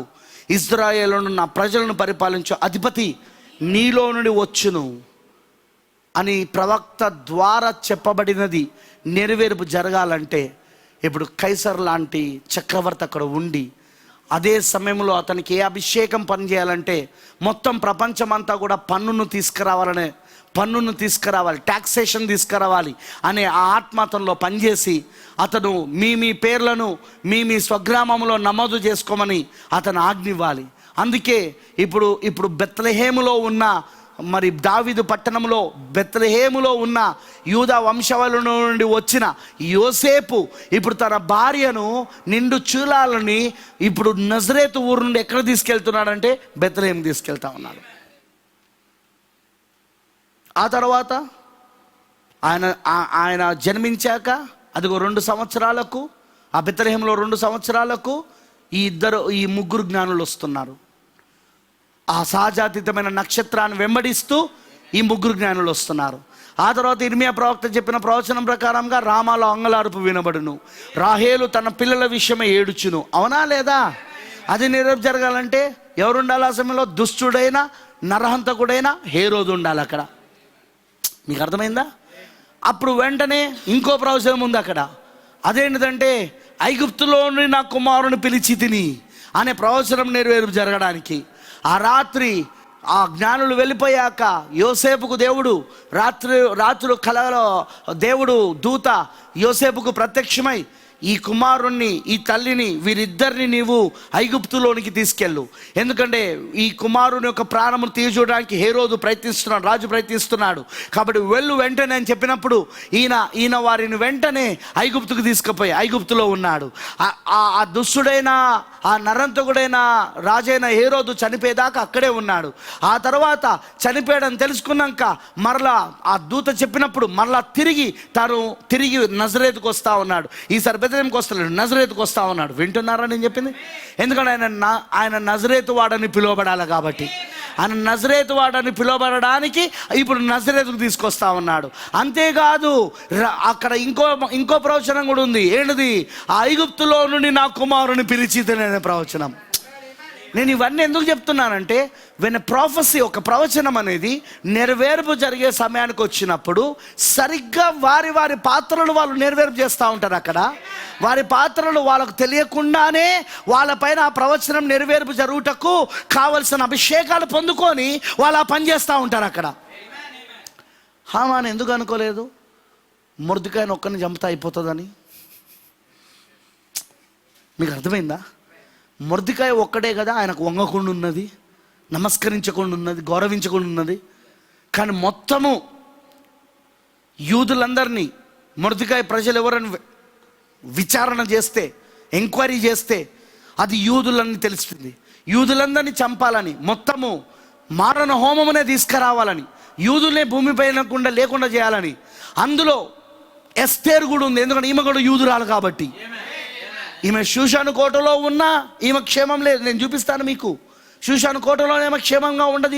ఈమె రాణి అయినా క్షేమంగా ఉండదు. ఈమె పైకి ఆ దుష్టమైన ఆలోచన, ఉపాయము, ఆ యొక్క మొత్తము యూదులందరినీ కూడా సమూహంగా సంహారం చేయాలనే ఆ యొక్క దుష్టమైన ఆలోచనను ఈమె పైకి కూడా తీసుకొని రాబోతున్నారు. మీకు అర్థమైందా నేను చెప్పింది? ఎందుకు హామానా పనిచేస్తున్నాడు? ఆమేన్, హల్లెలూయా. ఫ్రెండ్స్, ఎప్పుడైనా గుర్తుంచుకోనండి, ఒక ప్రవచనమును దేవుడు నెరవేర్పు చేసే సమయానికి వచ్చినప్పుడు దానికి కావలసిన పాత్రలను, దానికి కావలసిన సందర్భాలను, దానికి కావలసిన పరిస్థితులను, అభిషేకాలను, ప్రతిదీ కూడా అక్కడ పెట్టుంటాడు ఆయన. ఈరోజు మనం ఎంత ధన్యులమంటే, యోసేపుకు తెలియదు తనను ఎందుకు రాత్రి దూత ఆ ఐగుప్తులోనికి తీసుకెళ్ళమని చెప్పాడు. తల్లిని, కుమారుని కాపాడడానికి ఐగుప్తుకు తీసుకుపోమని ఎందుకు చెప్పాడో తెలియదు. ఆ తర్వాత దుష్టుడైన, ఆ నరహంతకుడైన హేరోదు రాజు చనిపోయాక మళ్ళీ ఎందుకు తీసుకురమ్మన్నాడో యోసేపుకు తెలియదు. కానీ ఈరోజు మనకు తెలుసు. ముద్రలు విప్పబడడం వలన జరిగిన కార్యం ఏంటో తెలుసా? ఇదివరకు ప్రవచనాలు మాత్రమే తెలవడం కాదు, ఇదివరకు జరిగిన సంకల్పం మాత్రమే తెలవడం కాదు, ఇప్పుడు జరుగుతున్నది కూడా మనకు తెలుస్తూ ఉన్నది. ఎందుకంటే ఇదివరకు ఏదైతే జరిగిందో అదే మరలా ఇప్పుడు జరుగుతూ ఉన్నది.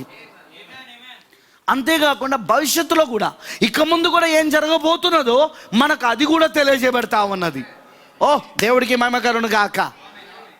యోసేపు, మరియా భర్తగా ఉన్న అక్కడ యోసేపు తను ఎందుకు తన యొక్క భార్యగా ఉన్న తన యొక్క ఆ యొక్క మరియను కానీ, ఆమె కుమారుడుగా ఉన్న యేసును కానీ, ఆ బాలుని కానీ, ఆ 2 సంవత్సరాలలో ఉన్న బాలుని కానీ ఎందుకు తీసుకెళ్తున్నాడో ఆయనకు తెలియదు. అది పాత నిబంధన ప్రవచనం అన్న సంగతి తెలియదు. అది అది అది అది అది నెరవేర్పు జరుగుతున్న సంగతి తెలియదు. హల్లెలూయా. కానీ ఈ రోజున మనకు అన్నీ తెలుసు. ఎందుకు? ఆ మేధస్సు దిగొచ్చింది. ఎందుకు? ఆ మేధస్సు, ఆ జ్ఞానము, ఆ శిరస్సు ఇప్పుడు దిగి వచ్చినది వధువుకి. హల్లెలూయా. ఇప్పుడు పెళ్లి కుమార్తెకు దిగొచ్చినది. అర్థమైన వాళ్ళందరూ ఆమె చెప్పండి. అర్థమైన వాళ్ళందరూ ఆమె చెప్పండి. హల్లెలూయా. ఆ మేధస్సు దిగి వచ్చినది, ఆ జ్ఞానము దిగి వచ్చినది. ఇప్పుడు ఆ పక్షిరాజు కళ్ళు ఆ మేధస్సు ద్వారా చూస్తా ఉన్నది. ఇప్పుడు అది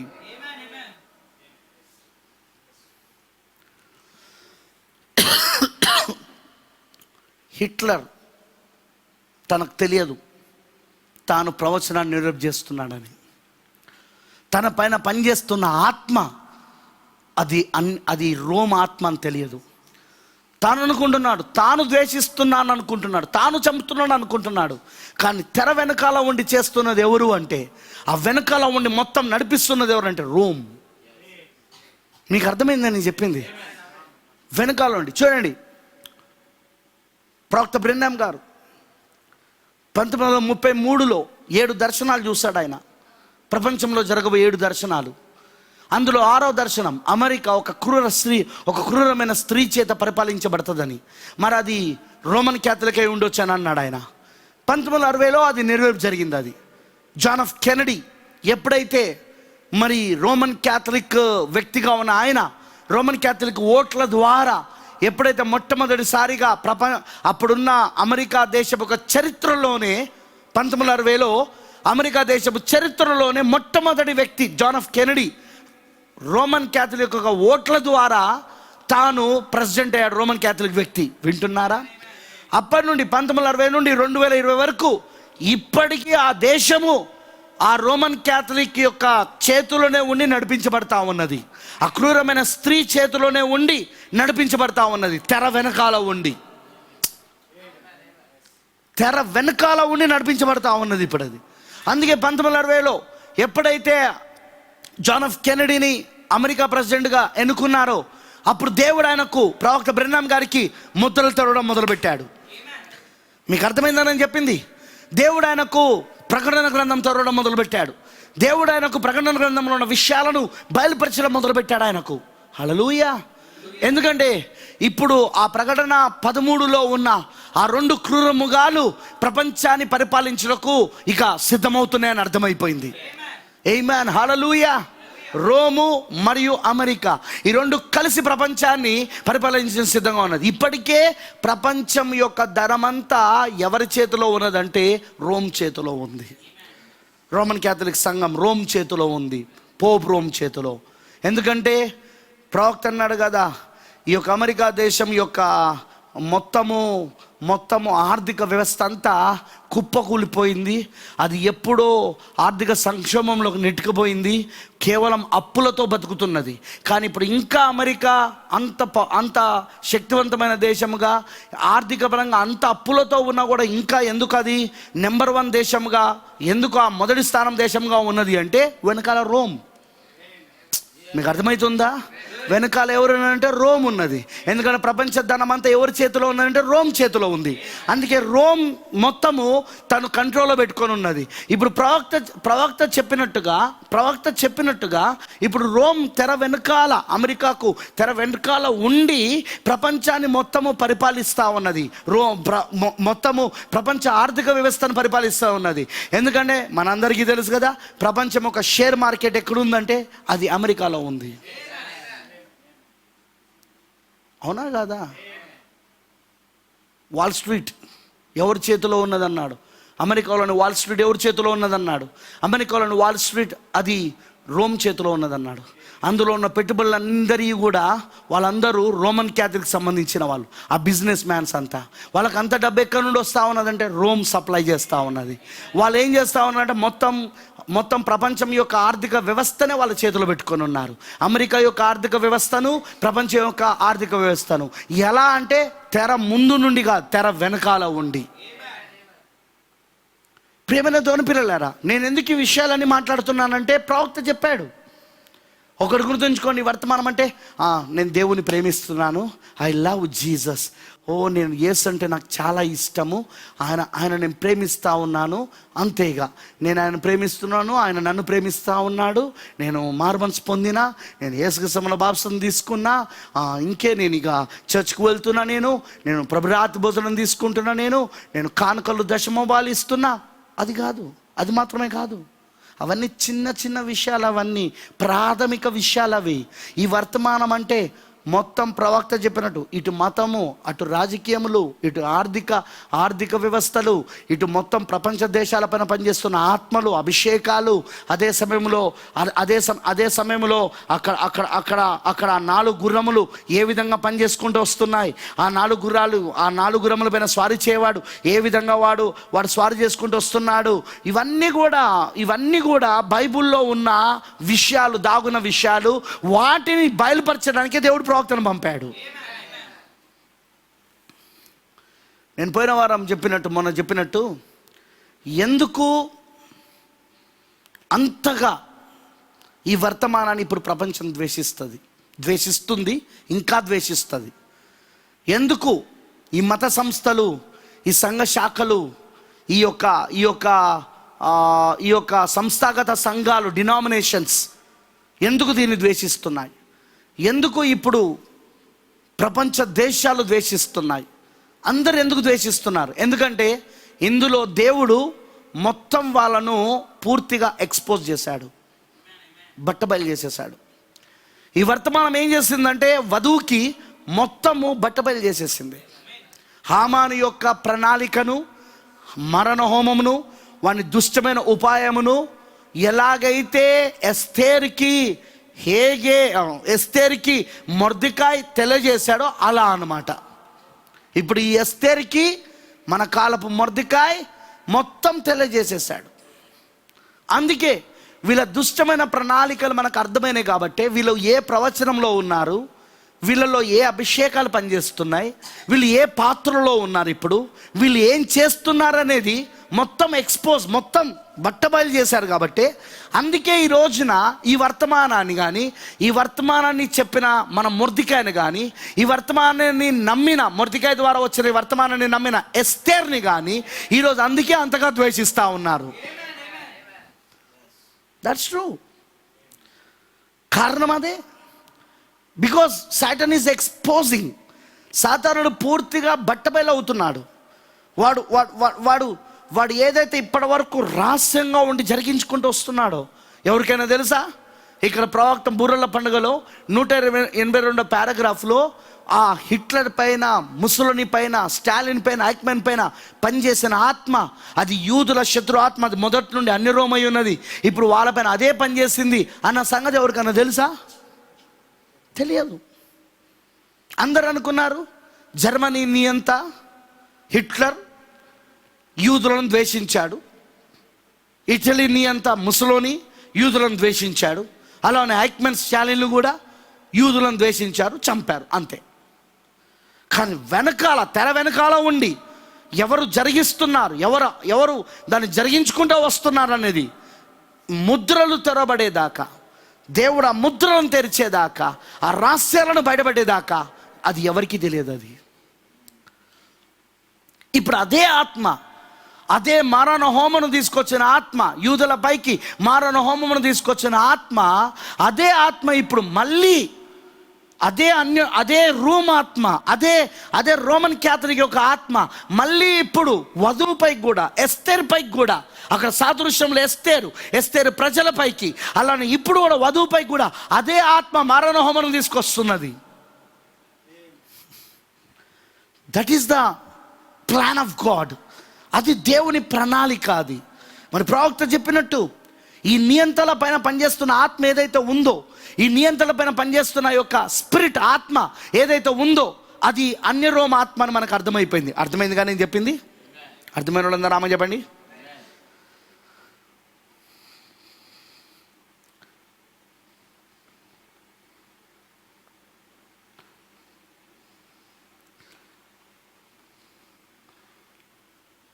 నియంత్రణల పైన పనిచేసే ఆత్మ అది.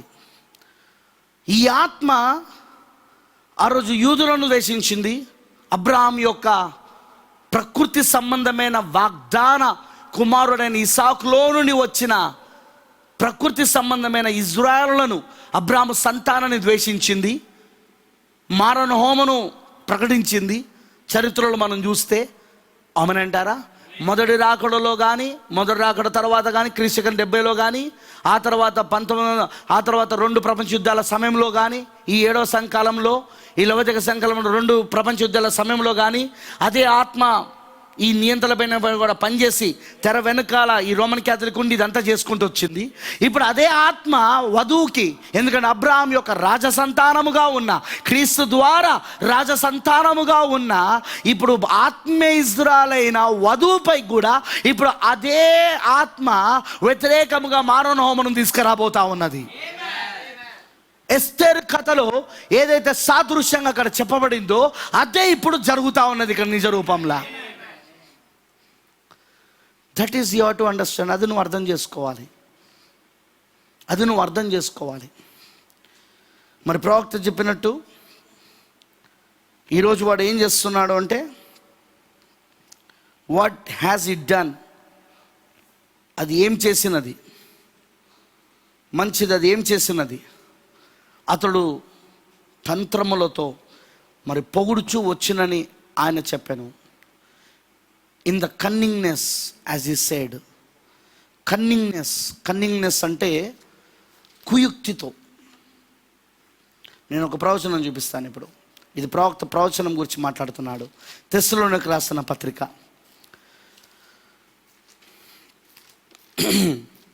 తెస్సలోనికి రాసిన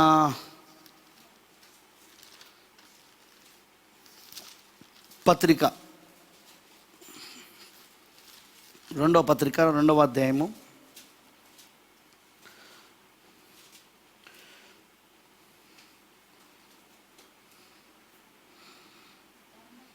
6.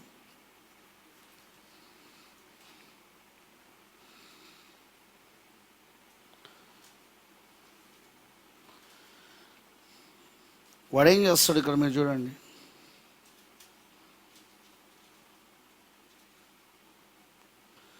7వ వచనం, ధర్మ విరోధ సంబంధమైన మర్మము ఇప్పటికే క్రియ చేయుచున్నది. ధర్మ విరోధ సంబంధమైన మర్మము. పౌలు గారు మొదటి సంఘకాలమునకు ప్రవక్త, వర్తమానికుడై ఉన్నాడు. దేవుని కుడి చేతిలో ఉన్న ప్రకటన 1వ అధ్యాయము 19-21 వచనాలలో దేవుని కుడి చేతిలో ఉన్న 7 నక్షత్రాలలో మొదటి నక్షత్రం. ఎఫెసు సంఘకాలానికి ఆయన ప్రవక్త, ఆయన వర్తమానికుడు. కానీ ఆయన ఏం చూడగలిగాడు అంటే, ఆ పక్షిరాజు కళ్ళు, ఆ పౌలు పక్షిరాజు కళ్ళు ఏం చూడగలిగినాయంటే, ధర్మ విరోధ సంబంధమైన ఆత్మ ఇప్పటికే మర్మముగా క్రియ చేస్తున్నది. అది మీకు అర్థమైందా?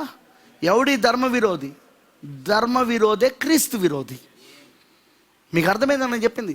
క్రీస్తు విరోధి సంబంధము, క్రీస్తు విరోధ సంబంధమైన మర్మము ఇప్పటికే క్రియ చేస్తున్నది. ధర్మ విరోధం అంటే క్రీస్తు విరోధి. ధర్మం ఎవరు? క్రీస్తే కదా. వినబడతలేదు నాకు?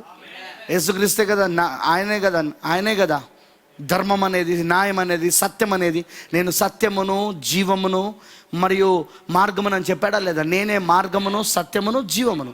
సత్యము, మార్గం, వినండి, ధర్మానికి విరోధ అంటే క్రీస్తుకు విరోధి. ధర్మం ఎవరు? యేసుక్రీస్తుకు విరోధి. క్రీస్తు విరోధి యొక్క మర్మము పౌలు గారు చూశాడు. ఆ పక్షిరాజు కళ్ళు చూసినాయి. ఏం చూసిందంటే, ఆ కాలంలో, ఆ ఎఫెసు సంఘ కాలంలోనే అది పనిచేస్తున్నది. దాన్ని మనం ప్రకటనలో 2వ అధ్యాయములో ఆ మొదటి వచనంలో నుండి చదివితే, ఎఫెసు సంఘ కాలం గురించి రాయబడి ఉంది. అక్కడ చదివితే ఏమని చెప్పబడుతుందంటే, నికాయలేతకు క్రియలు మీలో కనబడుతున్నాయి అన్నాడు ఆయన. మీరు గమనించాలి ఆ సంఘకాలాలు. ఫస్ట్ నికాయలేతు క్రియలు. నికాయలేతు అంటే తెలుసుగా మీకు? లాయిటీ. నికో అంటే జయించుట, లాయిటీ అంటే సంఘమును జయించుట.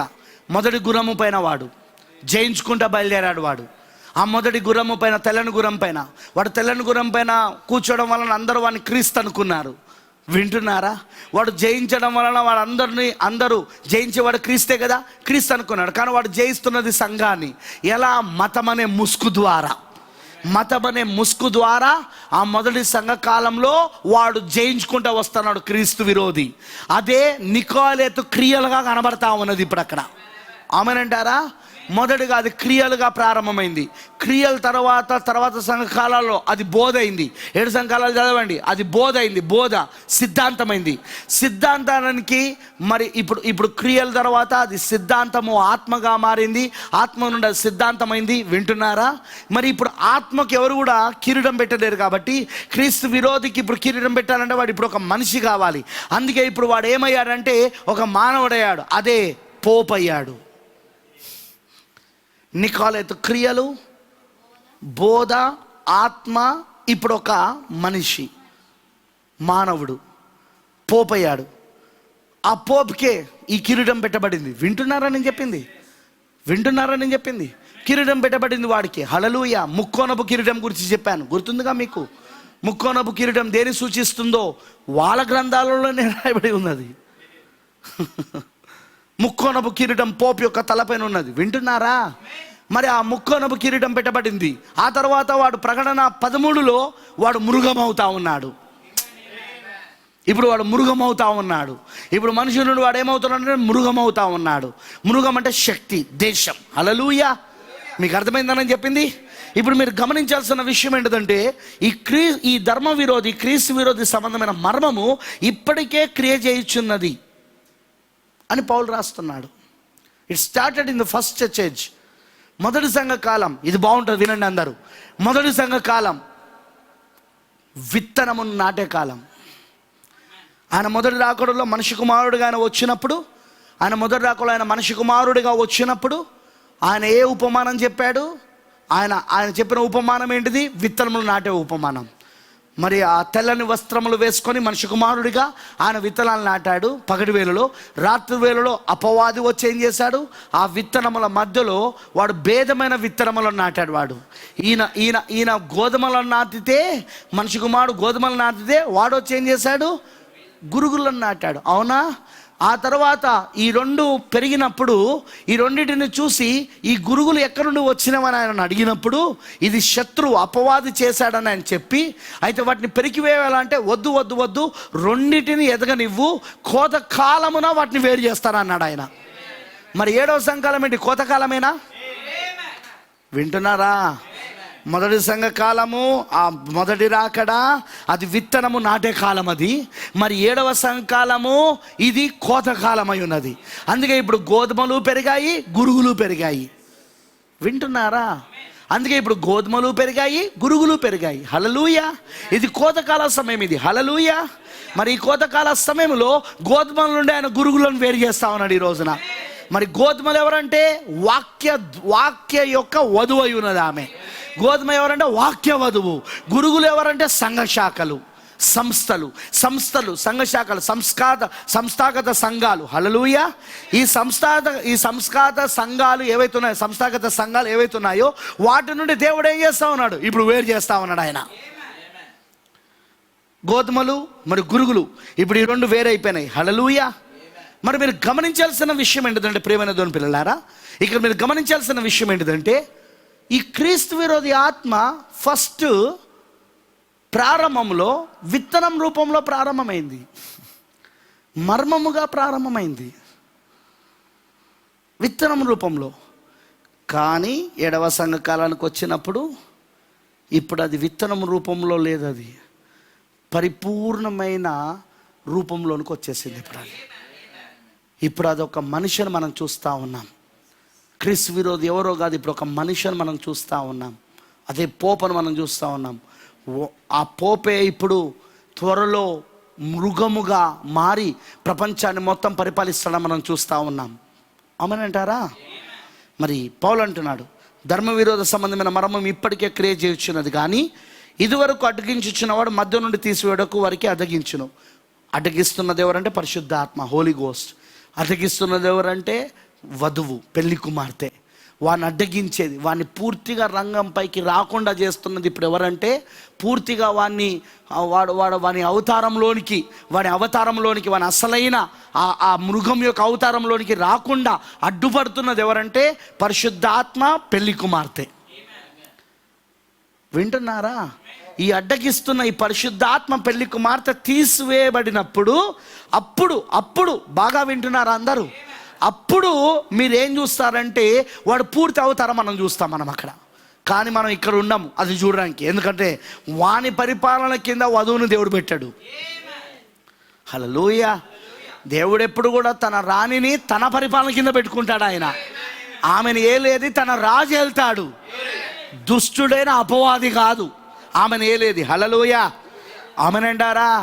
మీకు గుర్తుందా నేను చెప్పిన వర్తమానం? దేవునికి సాతానుకి మధ్యలో ఉన్న పోరాటం అనే దాంట్లో అసలు ఆ పోరాటం ప్రారంభమైందే ఆ దేవుని నక్షత్రాల కోసం. ఆ దేవుని నక్షత్రాలు ఎవరంటే మనమై ఉన్నాం, వధువై ఉన్నాము.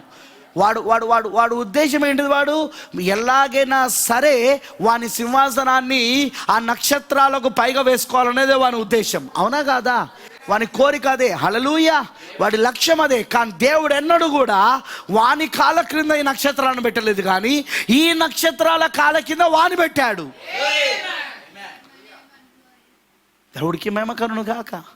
అలాంటప్పుడు ఈ చివరి కాలంలో కూడా ఆయన ఏ విధంగా తన యొక్క పెళ్లి కుమార్తెను, తన యొక్క రాణిని, తన ఎస్తేర్ని వాని కాళ్ళ క్రిందకు తీసుకొస్తాడు. తీసుకురానివాడు ఆయన. వాడు ఇప్పుడు పూర్తిగా మృగముగా మారకుండా ఉండడానికి కారణం ఎవరంటే మనమే. అడ్డగిస్తున్నది మనమే. ఇక్కడ పరిశుద్ధాత్మ, హోలీ గోస్ట్, పరిశుద్ధాత్మ మరియు పెళ్లి కుమార్తె అడ్డగిస్తున్నారు. వింటున్నారా నేను చెప్పింది? వారిని అడ్డగించినది ఏదో అది మీరు ఎరుగుదురు. 7వ వచనం, ధర్మ విరోధ సంబంధమైన మర్మము ఇప్పటికే క్రియ చేయుచున్నది. పౌలు గారు చూశాడు అది విత్తన రూపంలో ఉండుట. ఆ ధర్మ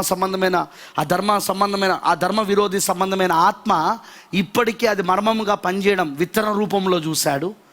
అందుకే ఆ మాట చెప్తా ఉన్నాడు. ఆమెనంటారా? హల్లెలూయా. ధర్మ విరోధ సంబంధమైన మర్మం ఇప్పటికే క్రియ చేయుచున్నది, కానీ ఇదివరకు అడ్డగించుచున్నవాడు మధ్య నుండి తీసివేయబడే వరకు అడ్డగించును. అప్పుడు ఆ ధర్మ విరోధ బయలుపరచబడును.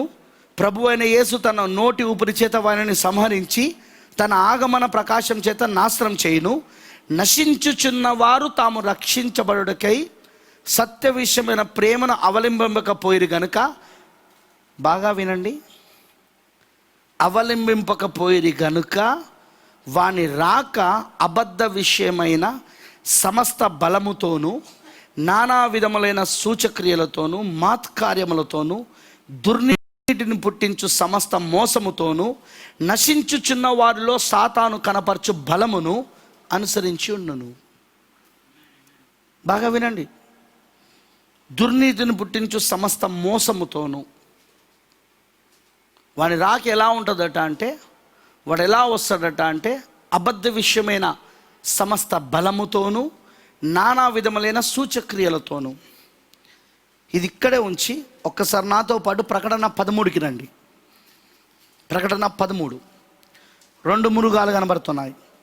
10 కొమ్ములు 7 తలలు కలిగిన ఒక క్రూర మృగం సముద్రంలో వస్తున్నది, అదే పోపురోము.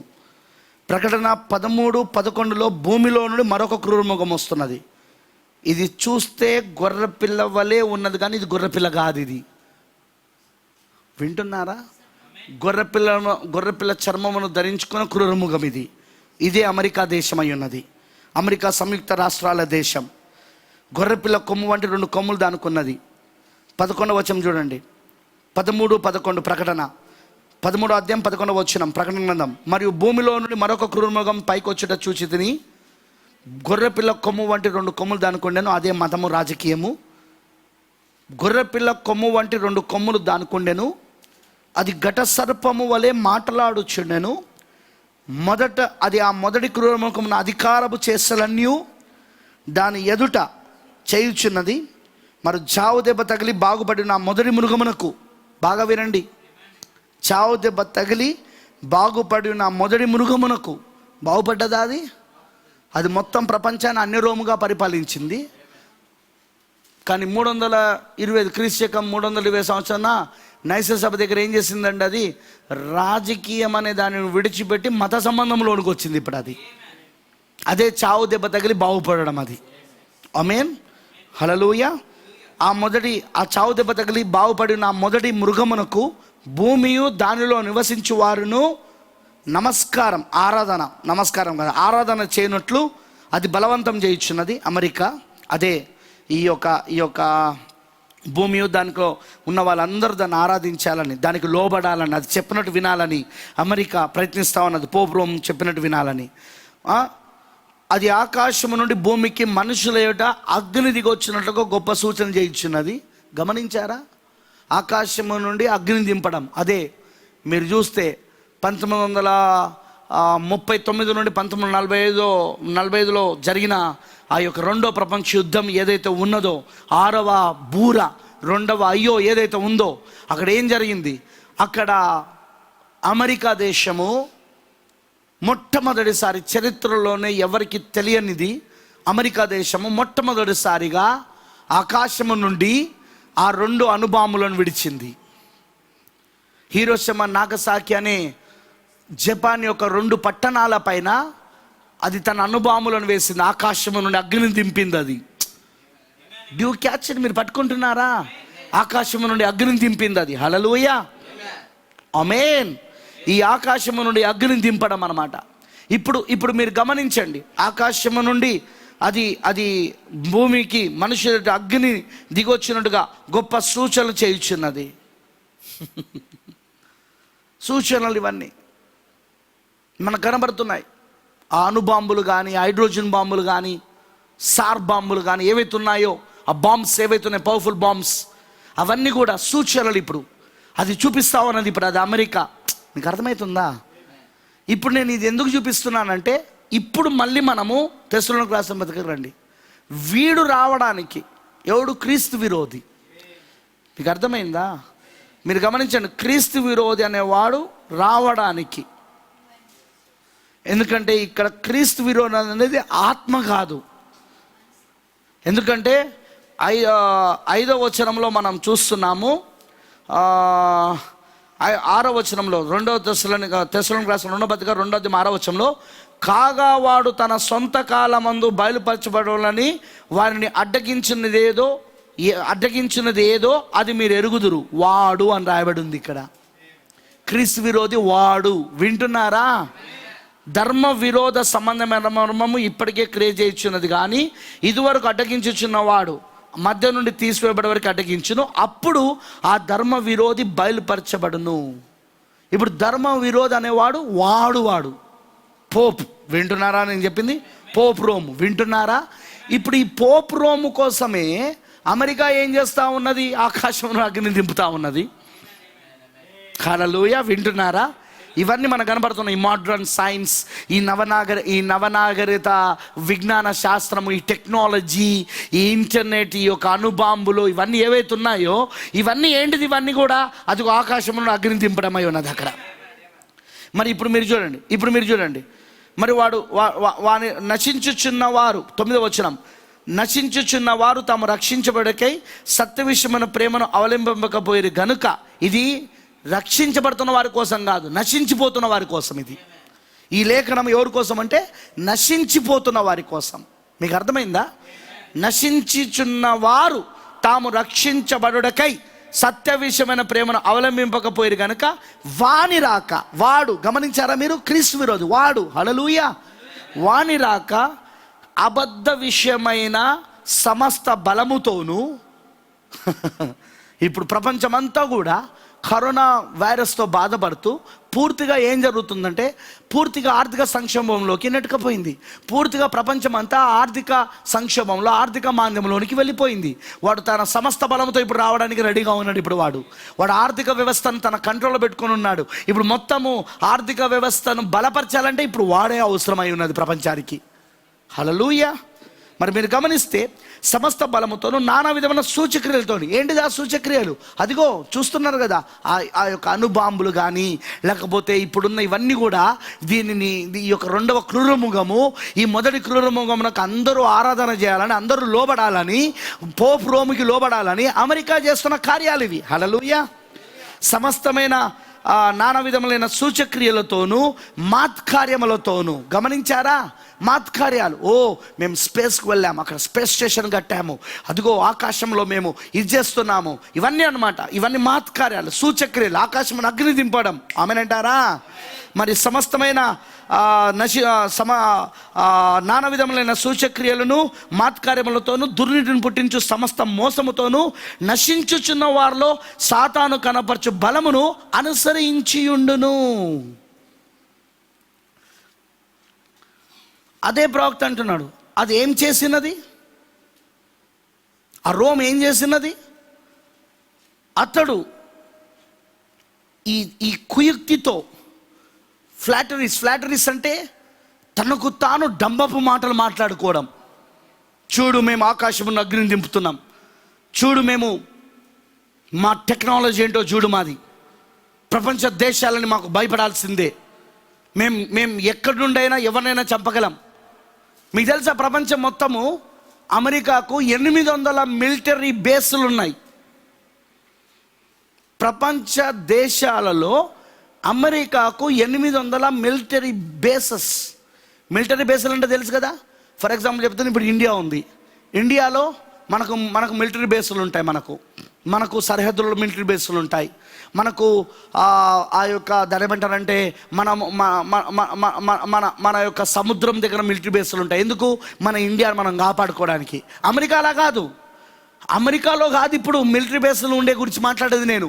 ప్రపంచ దేశాలలో 800 మిలిటరీ బేస్లు ఉన్నాయి. వాళ్ళకు ఇప్పుడు ఆఫ్ఘనిస్తాన్లో ఉంది, వాళ్ళకి ఇప్పుడు ఇరాక్లో ఉంది, వాళ్ళకి ఇప్పుడు పాకిస్తాన్లో ఉంది, వాళ్ళకి ఇప్పుడు ఐరోపా దేశాలలో ఉన్నాయి, వాళ్ళకి ఇప్పుడు అన్ని ఖండములలో అన్ని కాంటినెంట్స్లో ఖండములలో ఇప్పుడు వాళ్ళకు మిలిటరీ బేస్లు ఉన్నాయి. వాళ్ళకు ఆ దేశంలో ఏ శత్రునైనా వాళ్ళు చంపగలరు. మీకు తెలుసుగా బిన్ లాడెన్ ఎట్లా చంపారు వాళ్ళు? పాకిస్తాన్లో బిన్ లాడెన్ తను తలదాచుకున్నప్పుడు ఎలా చంపారు? పాకిస్తాన్ ప్రభుత్వానికి తెలియదట, పాకిస్తాన్ యొక్క మిలిటరీ వాళ్ళకు కూడా తెలియదట ఆ రాత్రి బిన్ లాడెన్ చనిపోబోతున్నాడని. ఎందుకంటే పాకిస్తాన్లో ఇప్పుడు అమెరికా యొక్క బేస్ ఉంది, అమెరికా యొక్క మిలిటరీ బేస్ ఉంది. ఆ మిలిటరీ బేస్లో పాకిస్తాన్కి కూడా అధికారం లేదు అక్కడ అడుగు పెట్టడానికి. అది పాకిస్తాన్ దేశంలో ఉన్నా పాకిస్తాన్ కూడా అడుగు పెట్టడానికి వీల్లేదు. అదే అమెరికా పాకిస్తాన్లో ఏ ప్రాంతానికైనా అది వెళ్ళగలదు. మిలిటరీ కింద గ్రౌండ్ ఫోర్స్ ఉంటాయి. గ్రౌండ్ ఫోర్స్ అంటే భూ సంబంధమైన యుద్ధాలు చేసే సైనికులు అనమాట. గ్రౌండ్ ఫోర్స్ ట్యాంకులు కానీ లేకపోతే ఇంకా ఆయా రకమైన పరికరాలతో వాళ్ళు చేస్తారు. తర్వాత ఎయిర్ ఫోర్స్ ఉంటుంది. ఎయిర్ ఫోర్స్ అంటే తెలుసు కదా, ఆకాశంలో విమానాల ద్వారా. తర్వాత వాళ్ళకు సీ ఫోర్స్ అంటే ఆ సముద్రాల పైన సంచరించే ఆ ఓడల ద్వారా సంచరించే ఆయుధాలు కలుగుండి, ఆ ఆయుధాలు కలుగుండి అవి యుద్ధ ఆయుధాలు కలుగుండి అవి సంచరిస్తూ ఉంటాయి. 3 రకాలుగా యుద్ధాలు జరుగుతూ ఉంటాయి. ఒకటి గ్రౌండ్ ఫోర్స్, రెండవది ఎయిర్ ఫోర్స్, మూడవది సీ ఫోర్స్. ఈ 3 పూర్తిగా పట్టుగలుగున్నది ఇప్పుడు అమెరికా దేశం. ఇప్పుడు ఏం చేయగలుగుతుంది అది? ఇప్పుడు చూడండి, పాకిస్తాన్లో బిన్ లాడెన్ ఉన్న ఇంటిని వాళ్ళు కనిపెట్టి ఆ రాత్రి వెళ్ళి వాళ్ళు చంపేశారు. ఆ సంగతి పాకిస్తాన్ ప్రెసిడెంట్ కానీ, పాకిస్తాన్ ప్రైమ్ మినిస్టర్ కానీ, పాకిస్తాన్ మిలిటరీకి కూడా తెలియదట, పోలీసుకి కూడా తెలియదట. ఏంటది? సూచక్రియలు, అద్భుతాలు. మీకు అర్థమవుతుంది అని చెప్పింది? సూచక్రియలు, అద్భుతాలు. వాని రాక సమస్తమైన మోసముతో కూడినదై ఉంటుంది.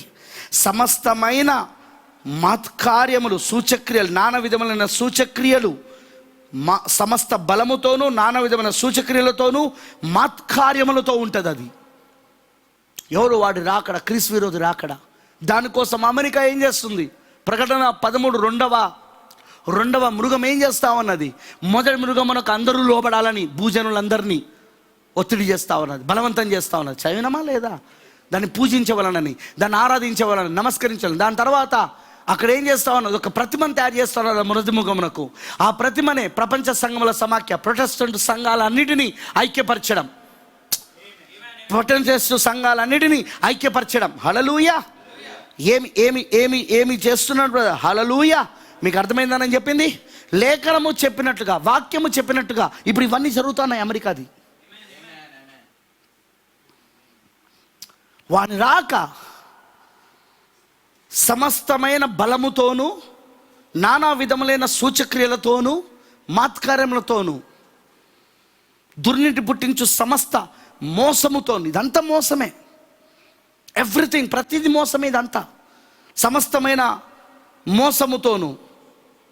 వింటున్నారా? నశించుచున్న వాళ్ళలో సాతాను కనపరచు బలమును అనుసరించును. ఇందుచేత సత్యమును నమ్మక దుర్నీతి యందు అభిలాష గల వారందరూ శిక్షావిధి పొందుటకై అబద్ధమును నమ్మునట్లు మోసము చేయ శక్తిని దేవుడు వారికి పంపుచున్నాడు. దేవుడు ఏం చేస్తున్నాడు? మోసం చేసే శక్తిని పంపుతా ఉన్నాడు. నేను చింతూరులో దీనిపైన స్పెషల్గా ప్రసంగం చేశాను, 2వ అధ్యాయం గురించి. ఈ తెస్సలోనికీయుల సంబంధిగా ఈ చివరి దినములలో మోసపరచు ఆత్మలనే వర్తమానం బోధించాను. యూట్యూబ్లో ఉన్నాయి, డౌన్లోడ్ చేసుకొని వినండి. యూట్యూబ్లో ఉన్నాయి, వాటిని డౌన్లోడ్ చేసుకొని వినండి. మన ఛానల్లో ఉన్నాయి అవి. మోసపరచు ఆత్మలు ఇవి. అమెరికా మోసపరుస్తూ ఉన్నది ఒకరిని రంగంపైకి తీసుకురావాలని. మొత్తం ప్రపంచమంతా ఆ పాదముల దగ్గర ఉన్న రాజ్యం రావడానికి కొంత ఇనుము కొంత మట్టి, ఆ కొంత ఇనుము కొంత మట్టి ఏంటో కాదు కానీ ఆ బ్రహ్మాండమైన విగ్రహంలోని పాదముల దగ్గర ఆ ఇనుమే అదే పోపు రోము. అది అన్ని రోముగా ఉండే ఆ మోకాల దగ్గర, కానీ ఇప్పుడు పాదముల దగ్గరకు వచ్చినప్పుడు పోపు రోముగా మారింది. తర్వాత మట్టి ఏంటిదో కాదు కానీ అది ప్రొటెస్టెంట్ సంఘాలు. ఆ ప్రొటెస్టెంట్ సంఘాలను మొత్తం ఐక్యపరుస్తూ వస్తున్నదే ఈ ప్రపంచ సంఘముల సమాఖ్య.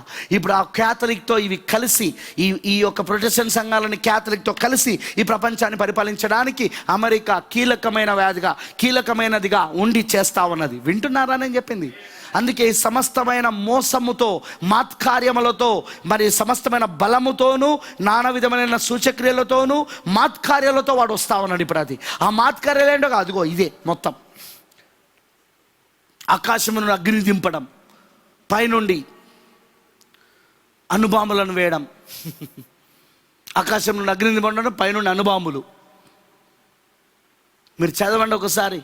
రెండో ప్రపంచ యుద్ధ సమయంలో హీరోషిమా నాగసాకి పైకి అమెరికా ఆ బాంబులు వేసినప్పుడు ఎంతమంది చనిపోయారో మీరు ఒక్కసారి గూగుల్లో వెళ్ళి చూడండి. మీరు దానికి సంబంధించిన వీడియోలు ఉన్నాయి, ఇన్ఫర్మేషన్ ఉన్నాయి. ఏంటిది అది? లేఖనం నెరవేర్పు, ప్రవచనం నెరవేర్పు. ప్రవక్త చెప్పినట్టు అదేం చేస్తూ ఉన్నది? అది కుయుక్తితో వస్తూ ఉన్నాడు. కుయుక్తితో ఆ పోపు రోము కుయుక్తితోనూ డంబపు మాటలతోనూ వస్తూ ఉన్నాడు. వింటున్నారా? అది కుయుక్తితోనూ మరియు డంబపు మాటలతో వచ్చునని ఆయన చెప్పాను. వాడు ఏం చేశాను? వాడు ప్రపంచ సంఘ సమితిగా ప్రొటెస్టెంట్ సంఘములను సమకూర్చుచున్నాడు. అందుకే ఈరోజు ఈ ప్రపంచ సంఘముల సమాఖ్యలో వధువు చేరకపోయి ఉండేది కారణం అదే. ఎందుకంటే ఆ ప్రపంచ సంఘముల సమాఖ్యనే ఈరోజు ఏంటో కాదు కానీ అది క్రీస్తు విరోధి యొక్క ముద్ర అయి ఉన్నది. అది మృగం యొక్క ముద్ర అయి ఉన్నది. అది ప్రపంచ సంఘముల సమాఖ్య. వింటున్నారా? ఆ సంఘ శాఖలు క్రీస్తు విరోధక ముద్ర అయి ఉన్నది. అది ఇప్పుడు 2 ముద్రలు నడుస్తున్నాయి. ఒకటి దేవుని ముద్ర, ఇంకొకటి మృగం యొక్క ముద్ర, మృగం యొక్క గుర్తు. అవునా కాదా?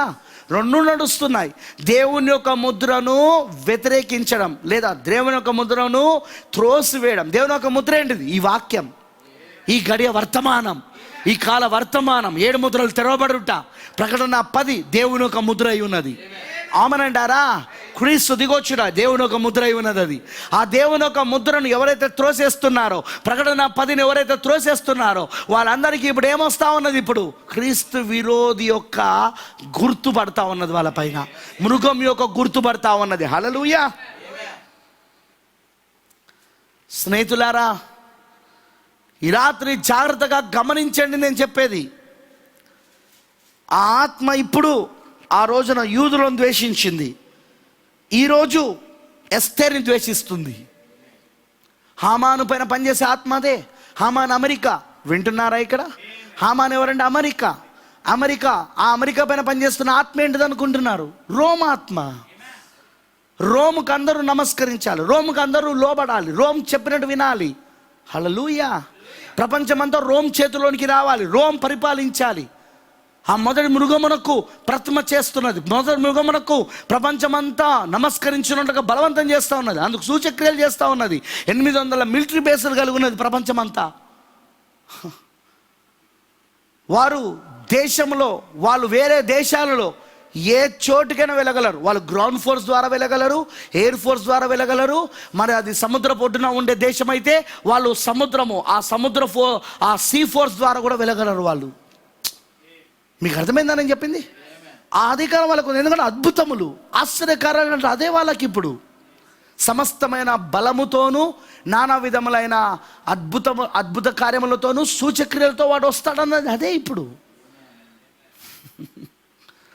It is what happening. అదే జరుగుతుంది. ప్రవక్త చెప్పింది. మరి వాడు ఎలా వస్తున్నాడట? కుయుక్తితో వస్తున్నాడు. వాడు కుయుక్తితో, కన్నింగ్నెస్, కుయుక్తితో. ఆ రోజు అవ్వ దగ్గరికి కుయుక్తితో వచ్చాడు వాడు. సర్పంలో కుయుక్తితో. సర్పము యుక్తి గలది కానీ వాడు కుయుక్తి గలవాడు. వాడు కుయుక్తితో వస్తూ ఉన్నాడు. వాడు దంబపు మాటలతో వస్తూ ఉన్నాడు. ఈ మృగమును జయించేవాడు ఎవడున్నాడు ఈ ప్రపంచంలో? దీనిని జయించేవారు ఎవరూ లేరని డంబపు మాటలు. కానీ దేవుడు ప్రకటన 18లో ఆ మొదటి మృగము పైన దేవుడు తీర్పు తీరుస్తూ ఉన్నాడు. రష్యా ఇరాన్, ఇంకా మిగతా దేశాలు ఏవైతే ఉన్నాయో ఆ ప్రొటెస్టెంట్ దేశాలు, ఇటు ఇస్లామిక్ దేశాలు, అటు కమ్యూనిస్టు దేశాలు కలిసి అటు వాటికన్ పైన బాంబు వేస్తారు. ఆ వాటికన్ నాశనం అయిపోతుంది. ప్రకటన 10 వాటికన్. అలానే ప్రవక్త చూసిన 7వ దర్శనం ప్రకారంగా అమెరికా పైన వేస్తారు. అమెరికా కూడా నాశనం అయిపోతుంది. ఈ 2 క్రూర మృగాలు ఏవైతే ప్రకటన 13లో ఉన్నాయో ఈ రెండింటిని దేవుడు నాశనం చేయబోతున్నాడు. చూడండి, మీరు గమనించండి. ఆ ప్రకటన 18లో అది నాశనమైనప్పుడు సామాన్యులు కానీ, పేదలు కానీ, లేకపోతే మామూలు వాళ్ళు కానీ ఎవరు దాని నాశనం చూసి ఏడవలేదు. ఏడ్చింది ఎవరంటే భూరాజులు, పెట్టుబడిదారులు, దానితో సంబంధం కలుగుండి దాని ద్వారా బాగా డబ్బు సంపాదించిన వాళ్ళు దూరము నుండి ఏడుస్తూ ఉన్నారు. ఎందుకంటే రేడియేషన్, మీకు చెప్పాను కదా, నేను అణుబాంబు వేస్తున్నప్పుడు కొన్ని కిలోమీటర్ల వరకు రేడియేషన్ ఏర్పడుతుంది. ఆ రేడియేషన్లోకి వెళ్తే ఏ వ్యక్తి అయినా అతి భయంకరమైన రోగాలతో, వ్యాధులతో, చర్మ వ్యాధులు, నానా రకాల రోగాలతో చంపిపోతాడు. వింటున్నారని చెప్పింది. సో అందుకే దూరము నుండి ఏడుస్తూ ఉంటారు. కానీ ఏడుస్తున్న వాళ్ళు ఎవరో తెలుసా? భూరాజులు. వింటున్నారా? భూరాజులు, పెట్టుబడిదారులు, దాని ద్వారా ధనవంతులైన వారు. అదే ఆ పట్టణము, ఆ మహాపట్టణము కూలిపోయినప్పుడు, ఆ బబులోను కూలిపోయినప్పుడు ఏడుస్తున్నది వాళ్ళు. ఎందుకంటే వాళ్ళు దాని ద్వారా ఏమయ్యారు? దాని ద్వారా వాళ్ళు ఇప్పుడు ధనవంతులయ్యారు వాళ్ళు. స్నేహితులారా, ఈ ప్రవచనాలన్నీ నేడు జరుగుతున్నాయి ఇప్పుడు. మరి ప్రవక్త చెప్పినట్టు రేపు చదువుతాను నేను. ఇది ప్రవక్త చెప్పినట్టు ఆ సంహారం చేసే ఆత్మ రోమ్ ఆత్మది. మొదటి రాకడలో క్రీస్తు శకం 70వ సంవత్సరంలో యూదులను సంహారం చేయాలని చూసిన ఆత్మ అది రోమే. మళ్ళీ ఈ 7వ సంఘ కాలంలో, 2 ప్రపంచ యుద్ధాల కాలంలో యూదులను సంహారం చేయాలని చూసిన ఆత్మ కూడా రోమాత్మనే. ఇప్పుడు వధువుని, ఎస్తేరు ప్రజలను కూడా సంహారం చేయాలని చూస్తున్న ఆత్మ రోమాత్మని. కాకపోతే అదేం చేస్తుందంటే తెర వెనకాల ఉండి ముందు అమెరికాను పెట్టి చేస్తూ ఉంది అంతా కూడా. మొదటి మృగము, 2వ మృగము వెనకాల ఉండి పనిచేస్తూ ఉన్నది. వెనకాల ఉండి 2వ మృగమును నడిపిస్తూ ఉన్నది. అది నువ్వు గ్రహించగలిగితే దేవుడు తప్పకుండా కృప చూపిస్తాడని నేను నమ్ముతున్నాను. ఆ స్పిరిట్, ఆ ఆత్మను పట్టుకోవాలి. ఎస్తేర్ని, మొర్దెకాయిని, వారి ప్రజలను ద్వేషించిన ఆత్మ హామాన్ ఆత్మ. ద్వేషించాడా? ద్వేషించాడు. ఇప్పుడు కూడా అంతే. ప్రవక్త వర్తమానం నమ్ముతున్న ఎస్తేర్ని, రాణిగా అయిన ఎస్తేర్ని, ఆమె ప్రజలను ద్వేషించే ఆత్మ హామాన్ ఆత్మ, అమెరికా ఆత్మ. వెనకాల ఉన్నది ఎవరంటే రోమ్. నేను చూపిస్తాను మీకు రేపు. వెనకాల ఉన్నది ఎవరంటే రోమ్. హామాను భార్య సలహా ఇస్తేనే ఈయన చంపడానికి సిద్ధపడ్డాడు. హామాను భార్య ఎవరైతే ఉన్నారో ఆమె వెనకాల ఉన్నది ఇప్పుడు రోమన్ క్యాథలిక్. ఆమె ఎవరంటే రోమన్ క్యాథలిక్. హామాన్ ఎవరంటే అమెరికా. ఇప్పుడు మొర్దెకాయిని, ఎస్తేర్ని, ఆమె ప్రజలను చంపడానికి మారణ హోమాన్ని, ఒక దుష్టమైన ఉపాయాన్ని సిద్ధపరిచి ఉంచాడు. దాన్ని ఎలా తీసుకొచ్చాడు? చట్ట రూపంలో, మళ్ళీ ఉట్టి మాట రూపంలో కాదు, చట్ట రూపంలో. ఇప్పుడు కూడా ఏం జరుగుతుంది? చట్ట రూపంలో వస్తుంది. ఇప్పుడు we are going to be face it. దాన్ని మనం ఎదుర్కోవాలి ప్రవక్త చెప్పినట్టు. కానీ భయపడాల్సిన అవసరం లేదు. ఎందుకంటే అప్పుడే ఎస్తేర్కి పలకబడిన మాట పరిచర్యబడింది. సగము రాజ్యము మట్టుకు నువ్వు పలుకు అన్నాడా లేదా? రాజు ఏమన్నాడు? రాజులకు రాజు, ప్రభులకు ప్రభు అయ్యున్న ఎస్తేరు భర్త ఏమన్నాడు? నువ్వు సగము రాజ్యము మట్టుకు నువ్వు పలుకుమన్నాడు ఆయన. ఆ పలకమన్న మాట పరిచర్య ఆమెకి ఇవ్వబడుతుంది. ఆమేన్, హల్లెలూయా. సో ఆ పలకబడిన మాట పరిచర్యకు రావడానికే ఈరోజు దేవుడి వాక్యాన్ని మనకు తెరుస్తూ ఉన్నాడు. మరి ఎస్తేరు ఇప్పుడు మేలుకోబోతున్నది. మనం నెక్స్ట్ చూపబోయేది ఏంటంటే వాని ప్రణాళిక చూసినాం, వాని పైన పనిచేసే ఆత్మ ఏంటో చూసాం. హల్లెలూయా. మరి నేను ఇక్కడ పూర్తిగా కొటేషన్ చదవలేదు. 183వ పారాగ్రాఫ్ కొటేషన్ మొత్తం చదవండి మీరు ఇంటికి వెళ్ళినాక. ఎందుకంటే అదే కొటేషన్ రేపు మళ్ళీ నేను చదివి అక్కడ నుండి మొదలు పెడతాను. బూరల పండుగ మెసేజ్లో 183వ పారాగ్రాఫ్లో ఉన్న కొటేషన్ తోటి నేను మొదలు పెడతాను. ఇప్పుడు వాళ్ళపై పనిచేసే ఆత్మీయుడితో ప్రవక్త క్లియర్గా చెప్పాడు. వాడు ఏం చేస్తాడో చెప్పాడు. హల్లెలూయా, ఆమేన్ అంటారా? సో అందుకే మనం జాగ్రత్తగా ఉండాలి, వాక్యం పైన ఆధారపడాలి. వాక్యం అందుకే మనకు తెరబడుతున్నది.